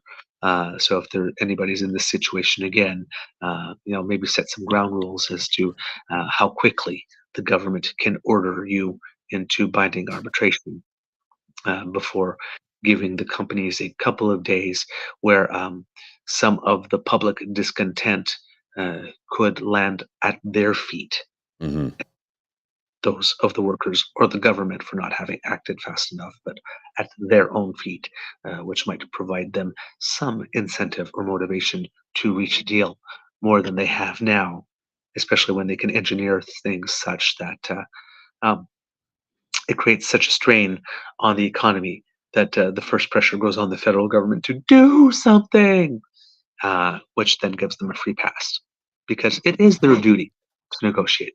Indeed. I have something here regarding Pierre Poilievre's bizarre video from him last week. Yes. The Common Sense Calgary Stampede 2024 thing that he held. And this is a recent statement, and it's been interpreted to us by Barney Parnowski's Best Intentions. My name's not Gordy. And after the man dropped his child off at Bootstraps Academy for Old Stock Children, the man drove his Zamboni to his job at the hockey stick factory, from where he brought home a good paying paycheck and paid no taxes for anything. And after work, the man built his own home. And once the man finished that house with no interference from building inspectors or all the other gatekeepers, the man went to his second job in the oil fields, and the man stood atop an oil rig admiring the mighty Matterhorn off in the distance. And the man said, "Bring it home." I'm sorry, but Yeah. That's entirely too funny to let go. I'm sorry, but I saw that and I'm like, oh, that's simply brilliant. Simply brilliant. Now I do have a video. This is that did come across my feed last night, or I guess very early this morning. And it says, guess who Chris Barber met with on January 25th, 2022, on his way to Ottawa? Andrew Scheer. And it says, and you can tell these two totally staged this video because they keep over contradicting each other. Chris is like, I met with Andrew Scheer, like Boro didn't know, but he knew he interviewed them, he says. So yeah, I have a video clip of it here, but I don't know if I'll be able to show it on this or not. But let's see if I can make it work. I will try. And if it works, it works, and if it doesn't, that's not it. Where did it go? There we go. Let's see if I make this function properly. Well, this is as best as I can do it, but just watch this. Okay. You roll in on the 29th. Okay, so that's Saturday. That's Saturday. And then Parliament starts on Monday morning, so we have a day of getting ready. And okay. So I met with Andrew Scheer. I think it was last night. Yeah, last night we met with you. We interviewed you a little bit. And I see Jeremy Patzer and stuff current the day before that. Okay. This Saturday, Ottawa. Stay tuned. Yeah. So we've got a couple of individuals here who met with former leader of the opposition party, Andrew Scheer, prior to their arrival in Ottawa during the occupation. So somebody's got to answer to that because Yep. that's Basically, that which we suspected all along is now being confirmed. yes, exactly. That they showed up and then conservatives saw it and said, hey, here's a great opportunity to piggyback on it. It seems that there might have been some discussions beforehand. A little positioning. Maybe that's why Pierre had all those Pierre for Prime Minister flags already ready. Yeah. Like, he wasn't even leader of the party at the time. Yeah. Aaron O'Toole was.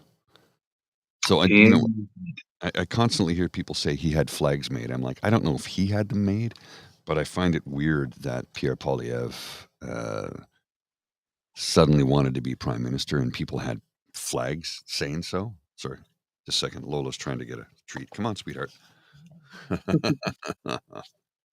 And she's got her lei on. So yeah, it stinks to high heaven is what it does. It stinks to high heaven. And I think we need to look into this a little bit further, because if these conspiracy, I'm trying to be polite here, these folks with insane conspiracy theories suddenly were interviewing and meeting with the former leader of the opposition party before they arrived in Ottawa. That color and texture. There's greasiness there in a big bad way. Well, see, it's one of these things that we need to understand, right? When we're analyzing what happened, things happen in time, in a sequence. And often when people are looking back, well, they like to either omit things or change things in time. Well, this happened. It's like, no, things happen in a sequence. And if discussions were had before they arrived, that just puts an entirely different frame on everything. Because if it's something where people showed up and then said, hey, this situation is brewing and here's an opportunity for us to position ourselves, that's one thing.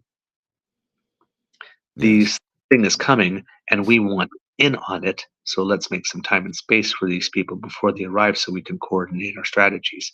Isn't it entirely different? Well, here is actual video of the meeting with him. Watch this. I'm not going to play the whole thing, but I'll see you in a second here. I'm not sure who that person is. Sherry, how are you doing? Hi, good, you? There. Andrew Scheer meeting with him. Andrew Scheer supporting. Good to see you. Welcome to Balgoni. How are you? Regina Capel. Is this official? Official conservative support? Well, I'm here to support. Our position is that nobody should lose their job for a healthcare decision. Right. And truckers were essential workers for 2 years during the pandemic, and the government hasn't explained why things need to change. And so, good answer. Yeah. Okay, he has to answer to me, because the thing that we all need to remember is truckers were still allowed to work. We were allowed to move goods and services across this country if you were not vaccinated as a truck driver. 90% of truck drivers were vaccinated and were working. The only ones who could not cross the border in the United States of America were those who did not choose to get a vaccination. You were still allowed to work in Canada. And that was the government of the United States of America who said you couldn't come in, not ours. It was Joe Biden, not Justin Trudeau, sorry. It was Joe Biden who made that statement and said, you cannot cross the border in the United States of America if you are not vaccinated. And we went, okay, well, it's your border. It's your country. We can't tell you how to run your nation. So this, I'm trying to be polite here, and I'm really biting my tongue on this one. But Andrew Scheer needs to answer to the Canadian people about this video. And while he's there, he can talk about Mike Roman. Yeah. Indicted in the United States several times, Mike Roman. For some reason, our media is completely uncurious. Yeah. Oh, yeah. If you were saying something earlier, Mr. Grizzly, we couldn't hear you. You seem to have been on mute. Oh, sorry. No, it's fine. Just like Saucy Seawitch is saying, truckers were busy working while the faux truckers partied in the street. No, it was Joe Biden, actually, anti-corporatist, I think, at the time. Because Trump. Was it Trump? Or I think Trump shut the border down, and then Biden was took over shortly thereafter. Because, well, it was 2020 was January 6, 2020. And 2022 is when the border was still closed, and that's why they came here to protest. And I'm like, what are you protesting? The mandates. They're provincial. But you're in the wrong city. Yeah, but from December 2019 all the way through November 2020. Correct. It was Trump. So that's the better part of the year. Yeah, yes. It was Trump, and those mandates were the anti-crossing the border mandates were already in place at that point. Correct. It was Trump who started it, and Biden just carried it on. Yeah. Yeah, because Biden was in power in 2022. Biden had been in power for 2 years at that point, and the mandates were still in place then. Yes. So, yes. I'm like, that's why, in my ranting video, it was like, if you need to complain to somebody, do it to Joe Biden, because Justin Trudeau has nothing to do with allowing you to cross into the United States of America. Now, Americans wanting to drive, who were not vaccinated, who wanted to drive trucks in Canada and couldn't do it because we imposed the same rule, because they would have to complain to Trudeau. But if you're a Canadian trucker and you were complaining to Trudeau, yes. why are you talking to me? Well, and here we have the anti-corporatist the anti-corporatist who is a trucker, who actually has joined us on the podcast at a pubcast, actually, from his truck. He's like, I just kept on trucking. I was able to get the jab early as an essential worker. Yep. Like I said, people were given a choice at the time. You can get vaccinated, and here's all the things that you can do. You can get not vaccinated, and here are the things you can do. Correct. And the list of things that you could do if you chose not to be vaccinated was smaller. Because there is no constitutional right to like your choices. No. Or to be offered only choices you like. So, but everybody knew. Everybody had the option. Correct. And it turned around and says, well, no, they forced. Well, no. Is that if you wanted to keep on still going across the border, then yes, you had to. But nobody forced you. You were still free to make the choices. Or no, yeah, but if I didn't, I would have lost that job. Well, yes, you would have lost that job because you decided that you were not prepared to meet the requirements of your job, which is, again, a choice that you were free to make. Correct. You could have still driven domestically, or you could have gone and got trained to do another job. So nobody was denying you a right to employment, because and nobody's entitled. I'm doing this like this. I'm entitled to earn a living. I'm not entitled to do this specifically. Correct. Earn my living. Right? It's like, and there are now, if you make that choice, of course, there's a cost to you, and that you have to look for another job, or you have to retrain, which is difficult. It's a harder path, but it is a path you choose. They might be unenviable choices, but it's still a path you choose. It wasn't like they had roaming hordes or bands of government officials at your door, strapping you down and putting an injection into you. Like this. Or saying, if you don't get this injection, you can't leave your home, or you can't do this. But that never took place. There might have been conditions that were put in place to try to nudge you in one direction rather than another. Yes. But we do that all the time. Because when Stephen Harper was prime minister and had his boutique tax credits, and hey, kid, if you register your kids in these arts programs or these sports programs, include the bill in your taxes and you'll get X number of receipts. Correct. Because, hey, we're going to put additional taxes on cigarettes to try and so, we use laws and we use tax systems and whatnot to incentivize behavior one way or another way, but you have the choice to do it or not. It's like let's talk about the most extreme thing, murder. It's like, you have the choice to commit murder. We have laws against it to try to incentivize you not to do it. People still do it. Make you think twice, but people still do it. And then there's a consequence. Right? So it's not like somebody's like comes like, oh, it's like you're thinking about murdering someone. It was like, and like if you're saying it online and we find you, well then yes, people are going to try and prevent a murder. But it's not like it's like, but that was my freedom of expression. Stabbing that person in the heart 17 times. No, that's not a legitimate Freedom. Yeah. Well, there's lots of things at play here, right? So, I mean, one of the things we have to acknowledge is that, again, for those of you who are new to the show, and we had a gentleman here the other day from the UK who was saying, "Well, you guys were locked down." I was like, "Nope, never Nope. locked down. Never I was locked never down. locked down. Businesses were asked to close. Nobody actually forced them to do it. Nope. They were asked, they're like, please close so we can control the spread." And everybody went, okay. Nobody was It's forced to the do ability thing to anything. do. And that was it's like the folks who seem to think, oh, they made businesses close. No, they actually did not.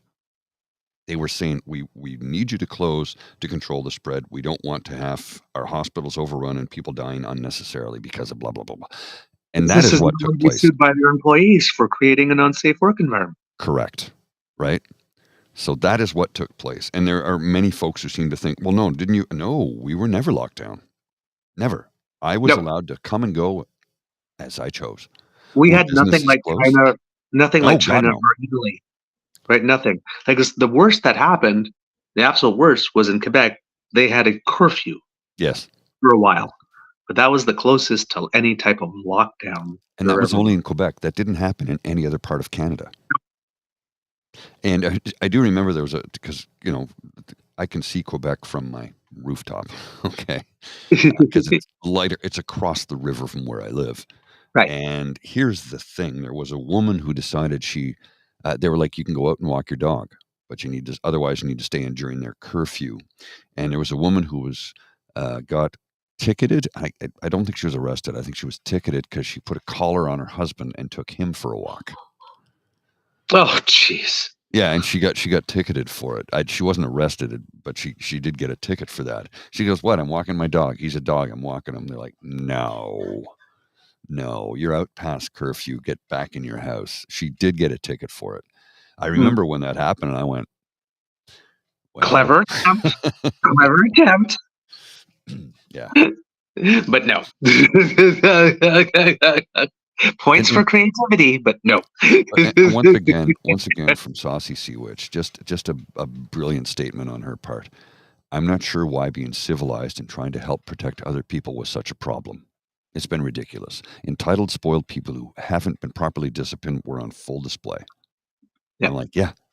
Yep. You're absolutely right. And then the other argument that's made that go along with that, because then the protest happened, was weren't accounts frozen and all that kind of stuff. So accounts were frozen, yes, a very, very small amount of them, most of them for 24 to 48 hours. Correct. At the most, in order, once again, to provide people with an incentive to leave, because there was a whole organization there that was raising money from, and a lot of it was dark money coming from foreign sources. Not all of it, but a good chunk of it, like this, and trying to finance the people, give envelopes of money to the people that were there to keep on protesting in violation of the law. So yes, and participants who were affected by that had a chance to challenge that in court. It got challenged in Ontario Superior Court, and the judge did determine that while the government did have a constitutional right to do that under Section 1 of the Canadian Constitution, that says all rights have reasonable limits, but there's a so long as those limits are enforced in such a way as to cause minimal disruption and affect the lowest number of people possible. And what the judge had determined in that case is that while imposing the freeze on the bank accounts met the first test, that it was in the interest and there was a way to do it, and that there was a legitimate reason for it to be done, that it was not done in a way that would minimize disruption. Like, for example, if someone had a joint bank account and the person that was on the joint bank account wasn't in Ottawa protesting, well, they were affected as well. Correct. Number one. And number two, the other reason is because the police were going to the bank and saying, okay, we have these people, please look at their accounts, and then the bank would give the information directly to the police, rather than having an independent third-party intermediary where the police would ask the judge for the bank to give the information. The bank would present the information to a judge. The judge would look at it and say, okay, this information can come, this information not, and then hand it. So there just needed to be, but had it been put in place in that way, then it would have indeed been totally constitutional. So it wasn't the idea that was unconstitutional, it was the execution. As we say often on the show, it ain't what you do, it's the way that you do it. Right? So that was the Mhm. and these lessons have been learned. And now, if ever a situation like that happens again, then the government will know that they can impose that so long as these things first go through a judge. Right? So those were the things that were determined. And that's where things were left off at the end of it. So um, yeah, it's and the people are screaming tyranny and dictatorship. Well, if it was a tyranny and dictatorship, there would have been no recourse to go to the courts to get a judge to take a look at it and apply a hindsight test, which is usually not very much judicially recommended. But in this case, it was allowed to stand in order to come back and make that determination, right? Because a government, when they're making these decisions, they're not making these decisions in hindsight. They're making them No, in no. real time, the information that they have at the time. So Exactly. a hindsight test. It doesn't always wash well when you consider, Yeah, you've got a global pandemic that we've not faced in over 100 years. What are we going to do? Okay, with a novel virus that we don't know what it's going to do. exactly. I think if it was the Spanish flu all over again, we'd have some type of idea. But this wasn't the Spanish flu; it was something else. It was a That, novel coronavirus, and they did what they had to do at the time. What was it that the head of the World Health Organization said? You're going to make mistakes. oh He yeah, says, in a situation like this, move fast, move quickly, move fast do and what you need to do. overshoot. Move fast, overshoot, and when it's done, if people turn around and says, "Geez, you guys overreacted for nothing," you did well. You did well. You did well, because you have to remember, we didn't know at the time what this was going to do. And millions of people died from it. Yep, it was like Millions. HIV all over again. Yes, When yes. HIV came out in the early 80s, we didn't know what it was going to do. We didn't know how it was transmitted. We didn't know how long some people declined really quickly. Some people didn't decline so much as all. We didn't know why. We didn't know what drugs. We took something called AZT when we had the chance. That was a failed cancer drug that was deemed too toxic to give to people with cancer, but they Mhm. turned around and said, "Hey, we have nothing else," and it did help some people, but in other people, it was a devastating drug. But we've been through this before. We've been through this before. It's a novel Yeah. virus coming up, causing a global pandemic, and there were rules and regulations. Now, fortunately, HIV was not airborne, Yeah, so can you imagine if it was? Like, my goodness gracious. geez, yeah. That would have killed us But I all. mean, but it was being, through bodily fluid and sexual activity, and it's like, well, sex is the one of the two things we're programmed to do as a species. Is Mhm. re- so, in terms of transmitting a virus, I mean, it's one of the most clever ways if you actually had to design one, because pretty much everybody has sex at some point, Well, yeah, yeah. right? So, but we eventually we figured it out, and now here we are, 40 years later, and now we have, there's a cocktail, but it's still no party. But we do have cocktails of drugs and, better medical information, better medical treatments, and now. Mhm. If you're someone who contracts HIV in 2024, chances are that your lifespan is going to be pretty much normal, maybe save a couple of years. And that's, maybe from more result of like pumping, medications and chemicals in your body all your life to keep yourself alive than actual HIV. Mhm. Yeah. Uh, and you can suppress the virus in your body to a point where it's undetectable. And so much now the scientific study has proven that if you're undetectable, you can't even transmit it. Correct. Uh, there was a time, uh, I'm old enough to remember, because I'm Yeah. from this community, from the gay community, I'm old enough to remember a time where people who were HIV positive necessarily had to disclose to every sexual partner that they were before they had it, Yeah. before they had sex, or else if somebody found out, it was like an aggravated sexual assault, Yeah. Oh, and no, people that's could go to absolutely jail. true. Yeah. I believe, correct me And if that I'm was wrong, weren't some people charged with aggravated sexual assault in some cases? There were some cases where it did happen like this. And if you were a Canadian, for example, up until George Bush II, when he finally removed it, you were not even allowed to enter the United States. Correct. At all. Correct. Not even to visit. There was no visa. There was no exception. Even if you were in good health, you were just not allowed. Yeah. And if you did and you were found out, it's like you could have severe consequences. Most likely what would happen is you'd be sent back and you'd be put on a list and you could never enter the United States ever, ever, ever again. But fortunately, that rule changed because, I mean, it's not like we're walking around and coughing and spreading it. You actually have to do something or decide not to do something actively in order to contract it. You either have to decide that you are going to have unprotected sexual relations or share a needle or something like that. You have to do it. It's actually hard to get. You have to deliberately do something or choose not to do something. Not so for COVID.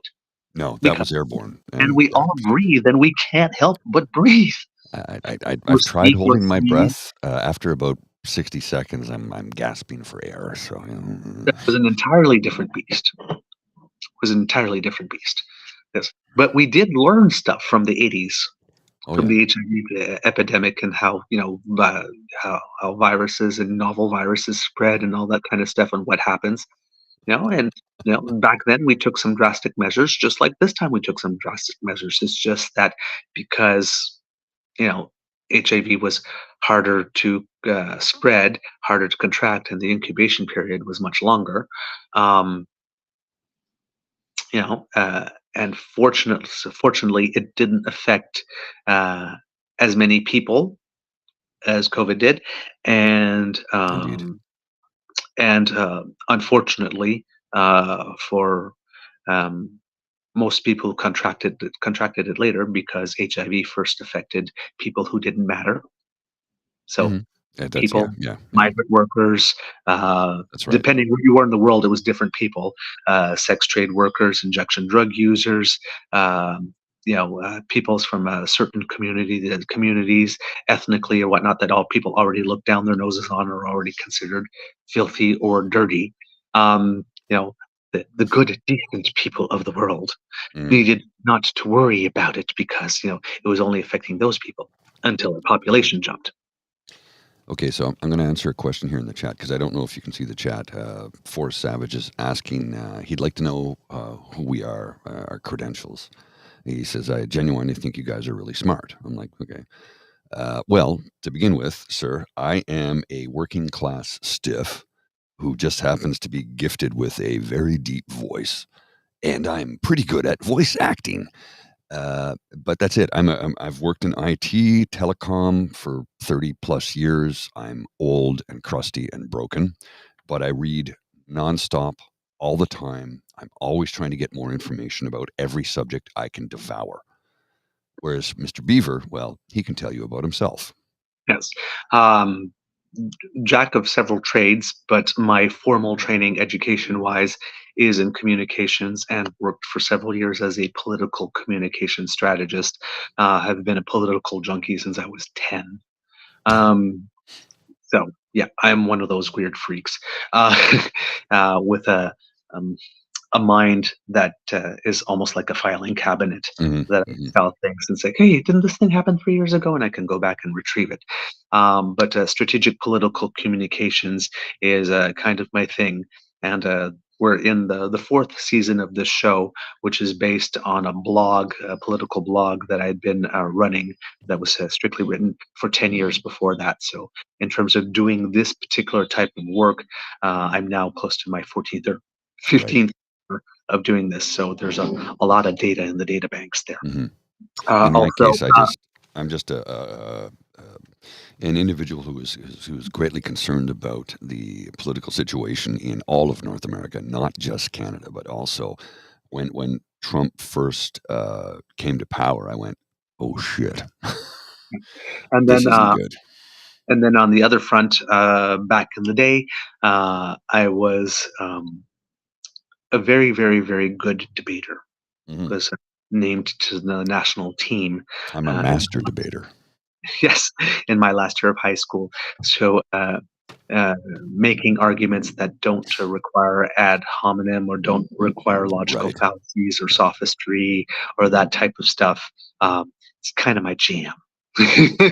So Indeed. I try, and so that's why we try to create this show in this way to give you some facts first, some reasoned analysis that doesn't take off on flights of fancy, and then allow you to make your own decisions from that point on. So you don't Exactly. have to share our opinion, but when we're going to tell you that something is a fact, it is a fact. We've researched it, we know it to be so. If we give you some analysis, we're not trying to shoehorn things No, into no, no. we give credit when it's due. We throw brickbats when they are due, and when we are wrong, because it We does fully happen, admit it. Yeah. we issue corrections on ourselves, Yes. and we don't pretend it didn't happen because it does. We're It going to does. make mistakes. We're only human. So we try You know. to. So we try to bring a media literacy, social media literacy, media, political literacy, civics Mhm. aspect to it, uh, and we um, try to meet people where they're at, but we try not to underestimate the intelligence of our Correct. audiences. We assume that our audience, we assume that you, if you are watching, are an intelligent person. Yes, and that you have the ability to reason and separate fact from fiction. And and But and and you it's have a critical busy. thinking skills, and you want to learn new stuff, because I'm shocked at the amount of people who oftentimes send me text messages or emails or DMs on Twitter who are like, "Oh, thank you for that." I'm like, "Oh, you're welcome." But I'm kind of like, "What, you're just learning of this now?" And the way my ADHD OCD brain works is like I just suck up all the information I can, like a vacuum, like a vacuum cleaner. It's like everything, I literally inhale information. So I have sometimes a difficult time when I'm trying to understand that somebody else doesn't do that too. And I'm like, oh wait, no, I'm the weirdo here. I'm the strange one.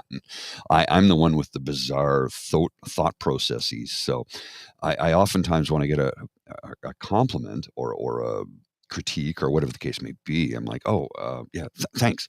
Like, thanks, eh? And in my back of my mind, I'm like, how do you not? Oh, right. It's because I'm the weirdo. I'm the Yep. one who siphons up the information. And we've And come to from the perspective that people are busy. yes, People, people are very busy. you Now, might have missed something. well, and to that, sir, I thought I would show you something from our favorite media relations person. Oh, Sarah. No, no, no, no, no. Pierre Poilievre's media relations person, Sebastian Oh, Skamsky. Skansky. Yeah, so I'm just going to show you. This is his page, right? Sebastian Skamsky, media relations for Pierre Poilievre, proud conservative, foreign affairs and politics, golden retriever enthusiast, AirPod evangelist, agreeable contrarian, Canadian. He lives in Mississauga, or he's from Mississauga, I guess. I don't know. But let's scroll down to his most recent tweet from 12 hours ago. The bought and paid for media is either dumb or dishonest to peddle Trudeau's latest housing, in quotations, announcement. They regurgitate PMO talking points about promises he's been breaking for 9 years. Remember, his promise to make housing affordable, in reality, he doubled housing costs. Okay, not only No, is this full of lies, bullshit, and incorrections, but it's the first line. It's the very first line. The bought and paid for media. Let's scroll yeah, down, and who is this from? Bloomberg News, an American corporation owned by Michael Bloomberg, a billionaire American. This is not written by a Canadian.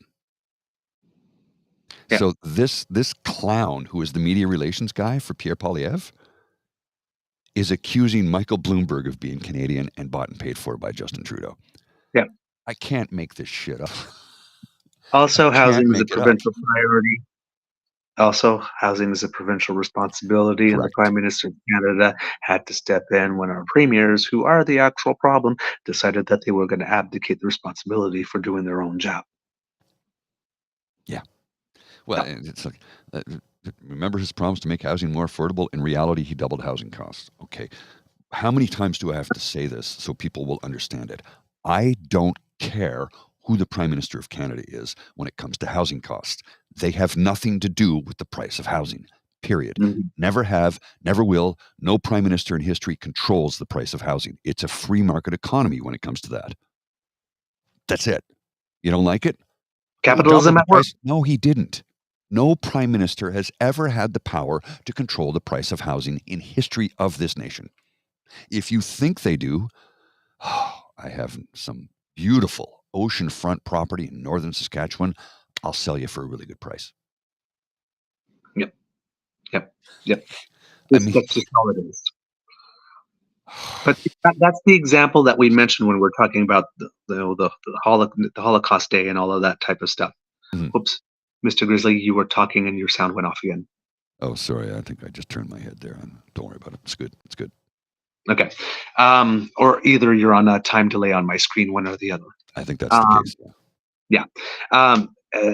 So yeah, you have to on this debate, the housing one, you have to be very, very clear that the recent the government said that they would do what they can where there was the responsibility, and they did it. They created some incentive programs and that type of stuff. But when it became very clear that our provincial premiers were demanding a lot more temporary foreign workers, and we're demanding a lot of international students to help fund our universities and colleges, because our premiers decided that they were not going to fund it from the core budget. They asked for all these people to come here. Yes.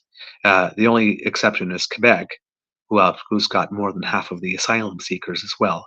They didn't ask for that. Right. But everywhere else, it was the province that said, hey, we have a worker shortage. You need to bring these people in. We don't have enough Canadian-born students to be able to fund our colleges and universities. So you need to bring them in so we can raise some money. So and that was literally a provincial government thing. gave the provinces what they wanted. Now things got out of balance. Yes, and now the federal government has taken action. There have been some changes to the temporary foreign worker program. There have been changes to a number of students that are being given student visas. Of course, this will probably take the better part of a year to work its way through the system. But now, for example, with regard to youth unemployment, the numbers are starting to rise. But then again, we had X number of 10,000 people working in low-wage jobs as temporary foreign workers. We don't need them Correct. anymore to create the room in those jobs for Canadians who want them, Canadian youth who want them. So they're working on it. They're making adjustments, right? Housing Minister Sean Fraser said on Sunday that the federal government will curb the number of temporary foreign workers coming into the country after a post-COVID surge that some research says have driven up youth immigrant unemployment rates. Speaking to reporters in Dartmouth, Nova Scotia before the start of the retreat, Fraser justified the government's past decision made while he was immigration minister, so he's wearing it both ends, to relax regulations around the temporary foreign worker program as necessary at a time of pandemic-related staff shortages. And a lot of them was to bring in healthcare workers as well, personal dependents and all that kind of stuff. But he acknowledged that the dynamic is different now and there are signs of stress in the labor market. Quote, the landscape has changed. We don't see that acute labor shortage that existed even 2 years ago. As the economic landscape changes, so too must the policy landscape. Which makes sense. You should expect to see in the future additional changes that will ensure that the programs we put in place to help grow the Canadian labor force first and foremost create opportunities for Canadian workers. The minister said Canada can absorb the number of new permanent residents being added each year. The country will admit an expected 485,000 immigrants in 2024, but conceded that non-permanent immigration programs allowing foreign workers and students to come here on a short-term basis are putting stress on an already strained housing supply. So there you go. The document gives us a little bit of history, but we had mentioned it a bit. The agricultural sector has long relied on temporary foreign workers to grow and harvest the food the country eats and exports. Quote, we've seen such a significant increase despite the fact that we no longer have the labor shortage in existence to the degree it was 2 summers ago. That demands we take a different approach, said Fraser. The number of non-permanent residents has been growing at a breakneck speed in the post-COVID era after the federal government relaxed regulations around temporary foreign workers, especially in the low-wage stream, and allowed Canada's colleges and universities to dramatically expand the international student body. So like we said. In the last 3 years, the number of non-permanent residents, a category that included temporary foreign workers, international students, and asylum seekers, has more than doubled from about 1.3 million in 2021 to 2.8 million in the second quarter of this year. according to data compiled by Statistics Canada. Of that figure, 1.3 million people are in Canada on work permits, a category that includes temporary foreign workers. So as the permits expire, if they are not renewed, that will take care of nearly half of the issue right then and there. The low-wage temporary foreign worker sector, which has admitted workers in food services but also sectors like construction and hospitals, has grown from 15,817 such workers in 2016 to 83,654 in 2023. That's a lot. That's at least a Yeah, six-fold increase. that's The reason numbers are so much higher than years past is that the federal government lifted a restriction in April 2022 that essentially forbade employers in high employment regions, those with an unemployment rate of 6% or higher, from hiring low-wage foreign workers in some occupations.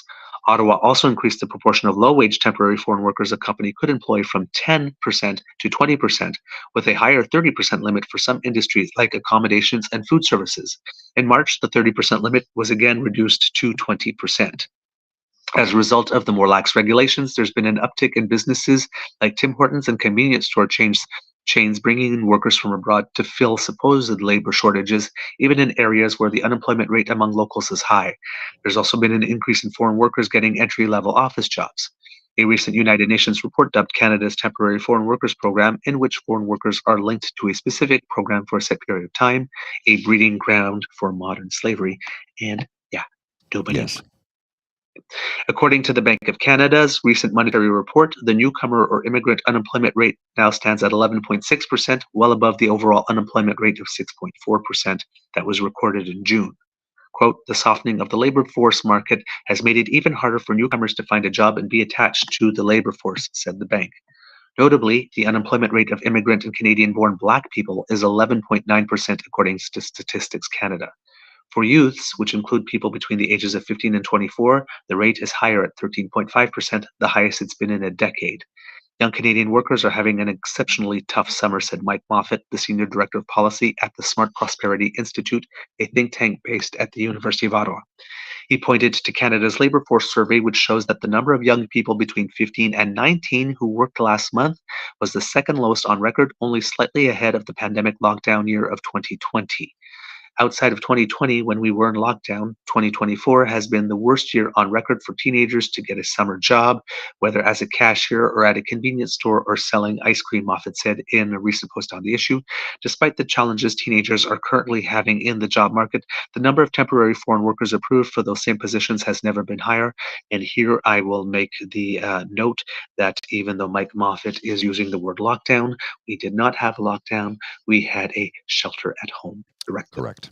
Not Shelter in place, shelter at home, stay at home. Nothing, no, again, nobody was locked down. Matter of fact, I know a number of businesses that actually adjusted the way they did business. Restaurants, as an example, who suddenly created a whole takeout menu that they never had before. Yep. And it kept them afloat. Restaurant just a block away from me that I love to go to, the Elgin Street Diner, which opened I think in 92 or 93. I was there the first week it opened because it was one of two places that was open 24 hours on. Well, it's been open 24 hours a day since it opened. Yep. The only other place that was open that late was Mellows in the Market, and that's gone. Yes. It doesn't even exist anymore. I love Mellows. And Mellows was not 24/7, 7 days. It wasn't 24/7, right? It Just was on the the weekends. Yes, on the weekends it was 24 hours. Whereas the Elgin Street Diner has been open 24 hours a day since day one. Yes. And for those of us who would finish shift at the bar, we wanted to go get something to eat afterwards. There wasn't a lot of places, on a Thursday night or a Wednesday night, if I just finished and I want to go get something to eat, they were open. During the pandemic, the doors were closed to customers dining in place. But the restaurant continued to serve food, and the owner continued to pay his staff as if they had shifts. So if you were scheduled for a shift, you got paid for it. And he paid them accordingly. And I heard him, I know the owner, and he had a conversation with somebody the other day. He says, yeah, I was able to keep my doors open because we did a massive takeout menu, and a lot of our servers actually delivered the food instead of going to, a corporation that does it on the regular. His serving staff did it, as did the Lieutenant's Pump, where we, just had a pubcast. Their serving staff was delivering food. Right. And drinks, because you were allowed to sell beer as well. So we kept those folks operational. And I say we, as those of us here in Centertown who just got tired of cooking every single meal at home. And one of the things I came to realize was I didn't know how many dishes I could make dirty. Mhm. Because when you're cooking 3 meals a day, 7 days a week, it's like, I never stop doing dishes.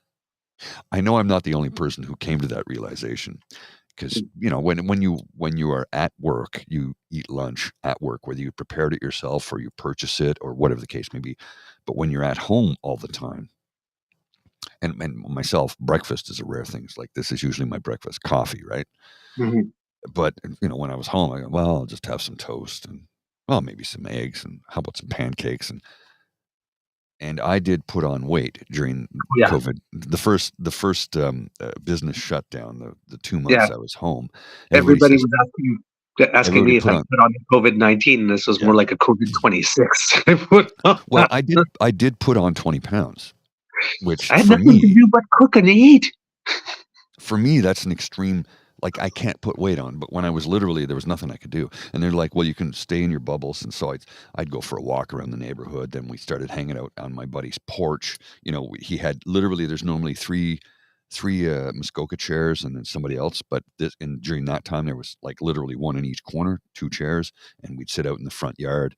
And we just hung out just to keep each other from going crazy during that time period. And of course, the minute I went back to work, I lost the weight in like 2 days, because my metabolism is stupid and I can't sit still for very long. Mhm. And as you well know, I'm like basically the same shape I've been in since I was like 19 years of age. Right. I just, Right. I don't, so I'm very lucky in that sense. I think we should wrap up soon, sir, but I just wanted to highlight, where did it go? Oh, darn it. I lost it. There was something I had highlighted. Okay, you can find it because I got one more thing for the kids. Okay, So go ahead. there was an article, an opinion piece that appeared in the Toronto Star that I wanted to read to you because I like the angle. It is a story that is titled, These Canadians Don't Care Much About Politics. Here's Why a Growing Number Feel Democracy Isn't Working for Them. This is by Reza Patel. On the face of it, Anaf Zaheen and Taylor Stewart don't have much in common. Zaheen, who arrived in Canada from Bangladesh when he was a child, just turned 20 and is about to start his 3rd year as a neuroscience and physiology major at the University of Toronto. Way to go, young man. Stewart is 37, grew up in Kamloops, BC, and is an air ambulance pilot in Vancouver. But although they don't know each other, each feels similarly about Canadian politics. They rarely pay attention to it. They don't follow the news coverage, and they feel that over the course of their lives, the people streaming through Parliament Hill haven't done a whole lot to make things better. Quote, I just have a sense that politics doesn't really affect me much or at all, said Stewart, who said he also doesn't feel particularly empowered by a system rife with toxicity and red tape. Zaheen, meanwhile, knows at some level that federal politics impacts real people, even if it's hard for him to see how those goals and machinations affect him. Quote, the easiest thing to do is just keep to myself and not seek it out, he said. Stewart votes, and Zaheen thinks he probably will too, now that he's of age. Even so, they both can be considered politically apathetic, people who feel, for various reasons, uninterested in political and electoral affairs. Some may believe their vote never makes a difference, that the system isn't working for them, or that the issues are too complex to understand. In today's increasingly untamed information environment, others are repulsed by the way politicians attack each other, suspicious of or ensnared by misinformation, and becoming more disconnected due to low levels of trust in government and the media. Now, new polling and data shared exclusively with the Star shows that while people are generally satisfied with democracy, the number of Canadians who are not at all satisfied is higher than at any other point going back to 1997. Quote, the House is not necessarily on fire, but there's things we should be concerned about, said Abacus Data CEO David Coletto. Abacus's survey was conducted with 1,550 adults between July 31st to August 7th. Respondents were surveyed online, meaning the poll cannot be considered truly random. A comparable random sample of the same size would have a margin of error plus or minus Well, that cannot be wrong. Oh, sorry, minus 2.489 percentage points, not Okay. 2,489. I thought that was a comma, not a period. Sorry, kids. 19 times out of 20. The results were when the results were compared, where possible, to the Canadian election study, a large-scale survey of Canadians that has been conducted each election year since the 1960s. These findings show that 54% of Canadians are satisfied with how democracy works in Canada, a drop from 72% in 2021. Mm. That is massive. Yeah, no kidding. That is That's massive. huge. Nearly That's 20% drop humongous. in 3 years. Yes, but not far off from the 58% and 56% of Canadians who felt the same way in 2015 and 1997, respectively. So it seems that up until uh, vaccines became a thing, I cannot. That's too small for me on my screen. I can't see what that is. I think everybody else can see it. It's just the current temperature in Ottawa. It's 21, feels like 29, 94% humidity. It's 10 o'clock in the morning, and it's already 30 degrees with the humidity, basically. Okay. So basically, it seems that trust in democracy was going very well up until 2021. I guess people were happy with CERV and people were happy with the fact that we got vaccines and all that kind of stuff. But once everybody sort of got their first 2 shots, then Mm-hmm.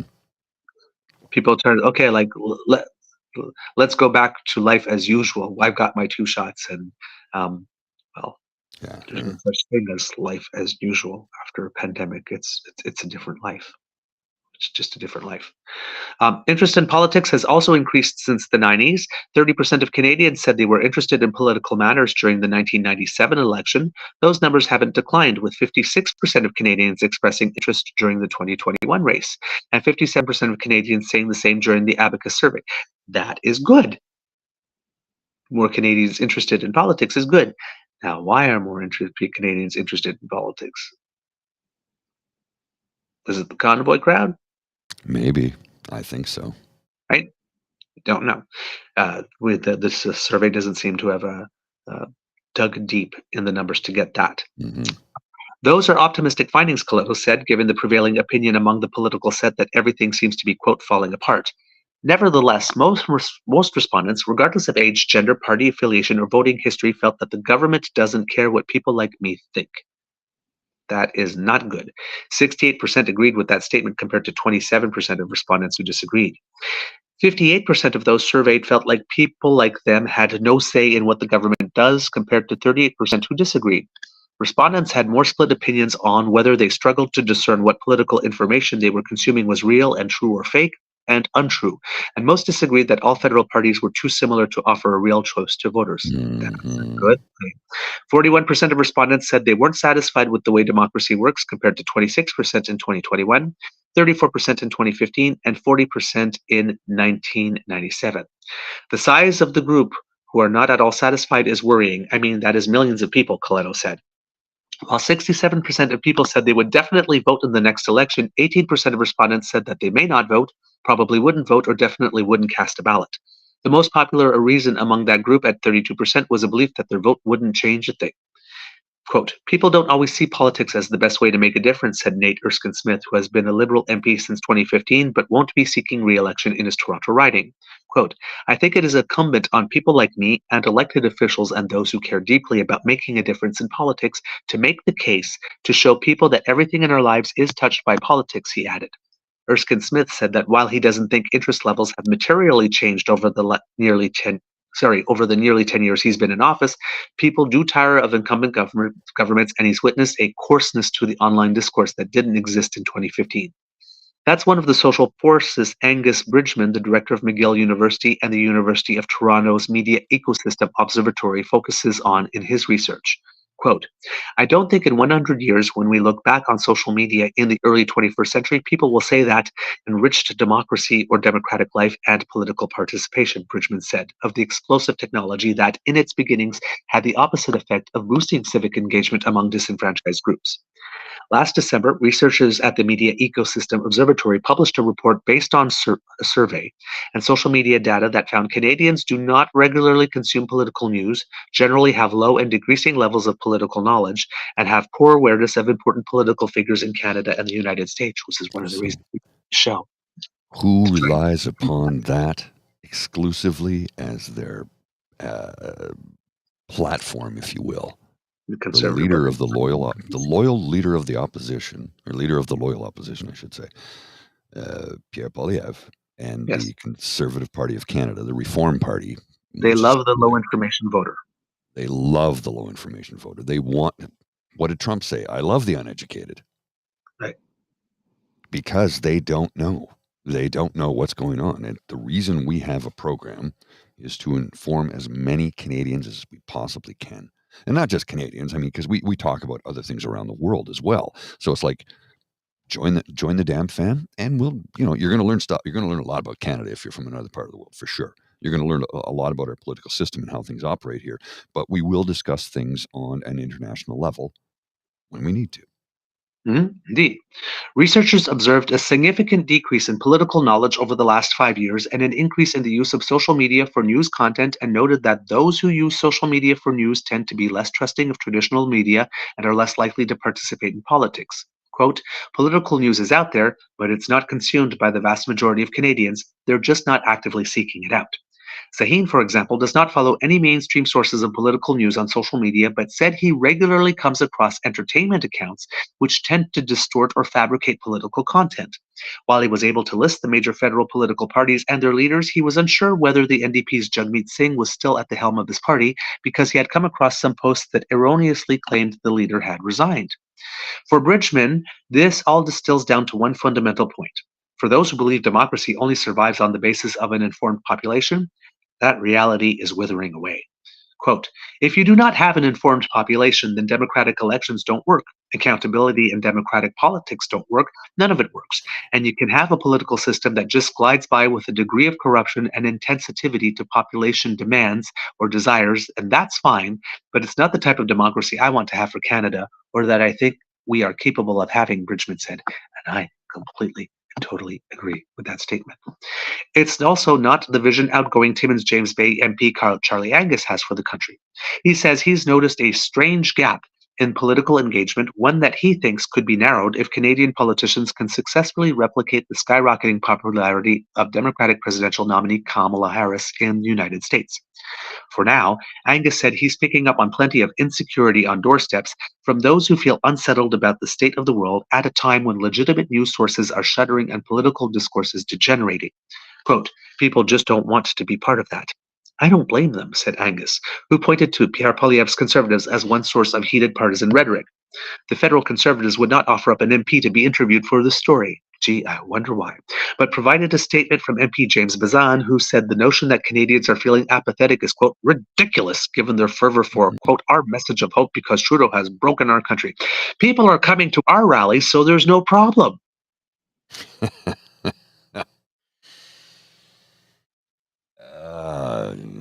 That's basically the Conservative position. We're leading now. We don't see anything wrong with the level of engagement in politics and people's knowledge. Yeah, funny how that works out. We think that they're great. It's just not serious on its face. Unlike Erskine Smith, who says his young children are the reason for his departure, the usually unflappable Angus said he was uncertain about running again because he's wary of courting new voters in his recently expanded riding. Quote, before it was fun all the time. Meeting people at the doors is always fun. We didn't have to agree, but you could have great conversations. Now you know ways, he told the Star. So starting from scratch, not knowing what it's going to be like, pardon me, I've done this for 20 years. I feel like I've done my share, even though, I'm sorry, got something in my throat. Even though I want to be really engaged politically and engaged in my region, I just didn't see Parliament as a place where I wanted to do that. So there you go, kids. There's some data and statistics to let you know, get a little sense of what's going on in Canadian politics and why it is that so many seem to be disengaged, or why so many don't seem to know the most basic facts, like who's leading and which level of government is responsible for certain things.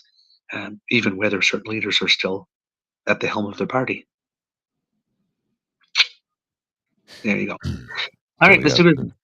Yeah, we do have a show. I just wanted to give a quick comment here from Mademoiselle Fox. She says, I'm a bit late to the chat. I've scooted home from Mr. Grizzly's after cleaning up my kitchen after a feast and singing on my porch with Paul, Douglas, and James. Yes, because we did have a sing-song last night. We did. We did indeed. It was good. It was a good time. And again, apologies for sleeping. We were up pretty late last night, actually. That's actually extremely late for me. Yes. I'm usually like zonked out by 10:30, 11. And last night, I don't even know what time it was I got home. It must have been after 1, I think. It was late. Oh, close to 2, actually. Oh, was it? Oh, my goodness. Yeah, that's really late for me. So, yeah, it was between 1 and 2. Yeah, because it had to be a little, before 2, because I went back to chat with James a little bit afterwards. Yeah. Well, yeah. So, yes, because I got in at around 2:20. Did I give you your glasses? Yes, I got my glasses. Okay, I was like, a bit of a blur. But I'm pretty sure I gave them to you. Yeah? Okay, cool. All right. Yeah, absolutely. All righty. Well, let's wrap it up then, sir. All right. That's the end of this episode of the Daily Beaver Morning Show. We hope that you love listening to us because we love making this for you. And thank you and welcome to those who have joined us on the chat with the Dam Fam for the first time. Hope that you got a good taste of it. Hope that you see that while people have some strong opinions and are passionate about them, that we can still have respectful exchanges and dialogues. So there you go.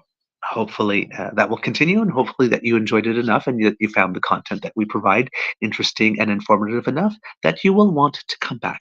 And like I said, pull up a log, make yourself comfortable. Come on in, have a seat. And remember that you don't necessarily have to have every discussion during one show if you keep coming back, right? So you can take time to develop stuff, and we love people who are active in the chat. That's great, because we see things and we bring stuff up, and you remind us of things that we want to talk about on the show when you chat as well. So we get a lot out of it too. We like to hear about your experiences and your thoughts because this is your show as well. Remember, sharing is caring. And word of mouth is priceless. And you've got the mouths from which we want the word to come. So tell your peeps and poops all about us. All right? It's very important. And if you would like to be sure that you do not miss an episode, well, you do not have to, thanks to the Ray Girl, who has sponsored our pod page. So I'm sure Mr. Grizzly will make the QR code appear, and that will bring you to our pod page, podpage.com/The True North Eager Beaver, lowercase letters with a hyphen between each one of those words. And if you go there and click subscribe, when we have something fresh off the bandwidth, it comes directly to you. You don't have to wait. You don't have to go looking for it. We deliver it to you because we like to help. Now, yes, we do. If you would like to help us in other ways, then you need to make like Kit Elaine and surf yourself on down to the True North Eager Beaver Media Incorporated YouTube page, like 5,600 of you and a little more already have. Thank you so much. And there we have 3 buttons for you: like, share, subscribe. Click 1, click 2, click 3. They make us happy. And I know that you love to make us happy. Right? And if you would like to help us in yet other ways, the QR code that appears close to my head today, because for some reason I'm on top, I'm will not bring you touching that one at all. I'm not saying it was a Pride Weekend reference. We're not touching that one at all.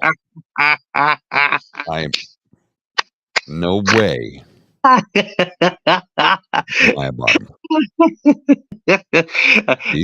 There you go. There we go. See, you've just flipped me, Mr. Grizzly. You can't have anybody thinking that, because that is simply not. Well, you know. That's all right. That's all right. So the QR code there will bring you to our coffee page. That's coffee, ko-fi.com/eagerbeaver, lowercase letters, all in one word. And there you will find our tip jar course, it costs us some money to put on the show, so we ask for your help and your support and your encouragement to help us do more. So if you got a little bit of change, some toonies and loonies weighing you down, and you would like us to help you take some of that weight off your feet, then if you go to our coffee page and drop them into our little piggy bank there, that helps us produce the show, and you have less jingling in your pockets. Everybody wins. Yes. So Right? go ahead to that little thing right there. Plus, Next to my tipping. noodle. You can Very. chip in, and you can help us continue to pay for this show, because it is expensive to do all of this. And I just added more lighting in. I think the halo's a little less than it was, right? I The can't green tell right now halo's a because you've little got less. things over your head. Well, it's like if I shut off some lights, you'll see. Hang on, watch this. So I've got more shadows on me, and when I turn the lights on,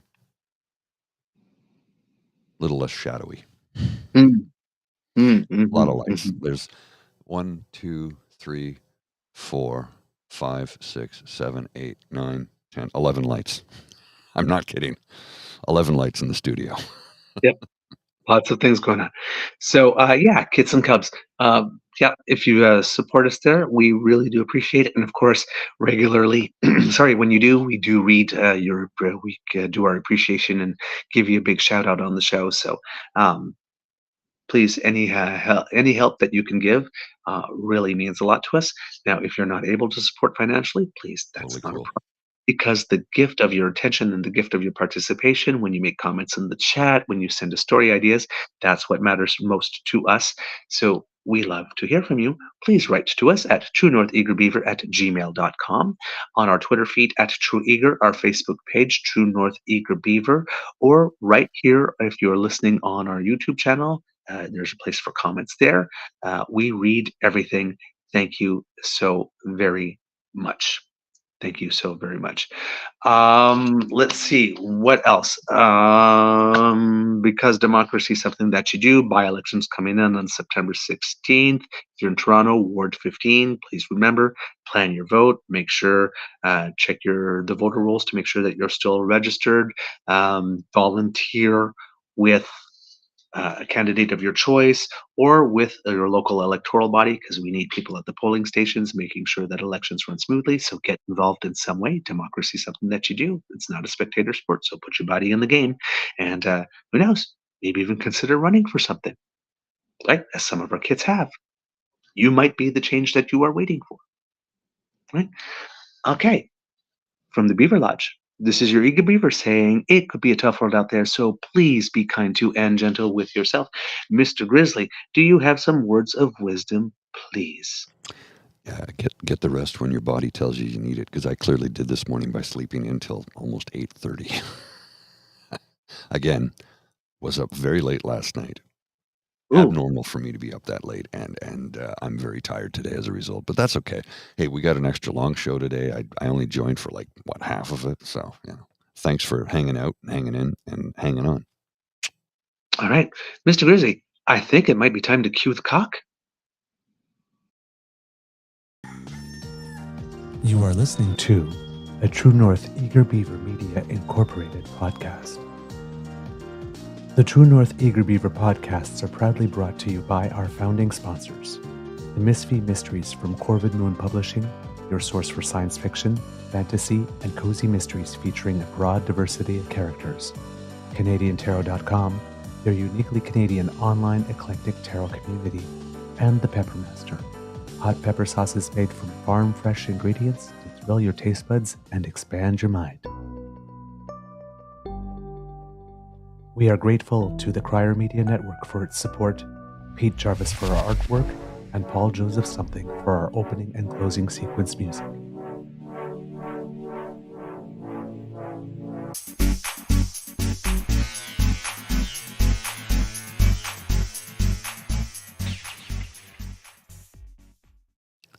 I got nothing. I got no Easter eggs at all. I'm still trying to get my head wrapped around how I got it over here on the YouTube, and I'm like, we only see a part of the closing credits. It's very I strange. know.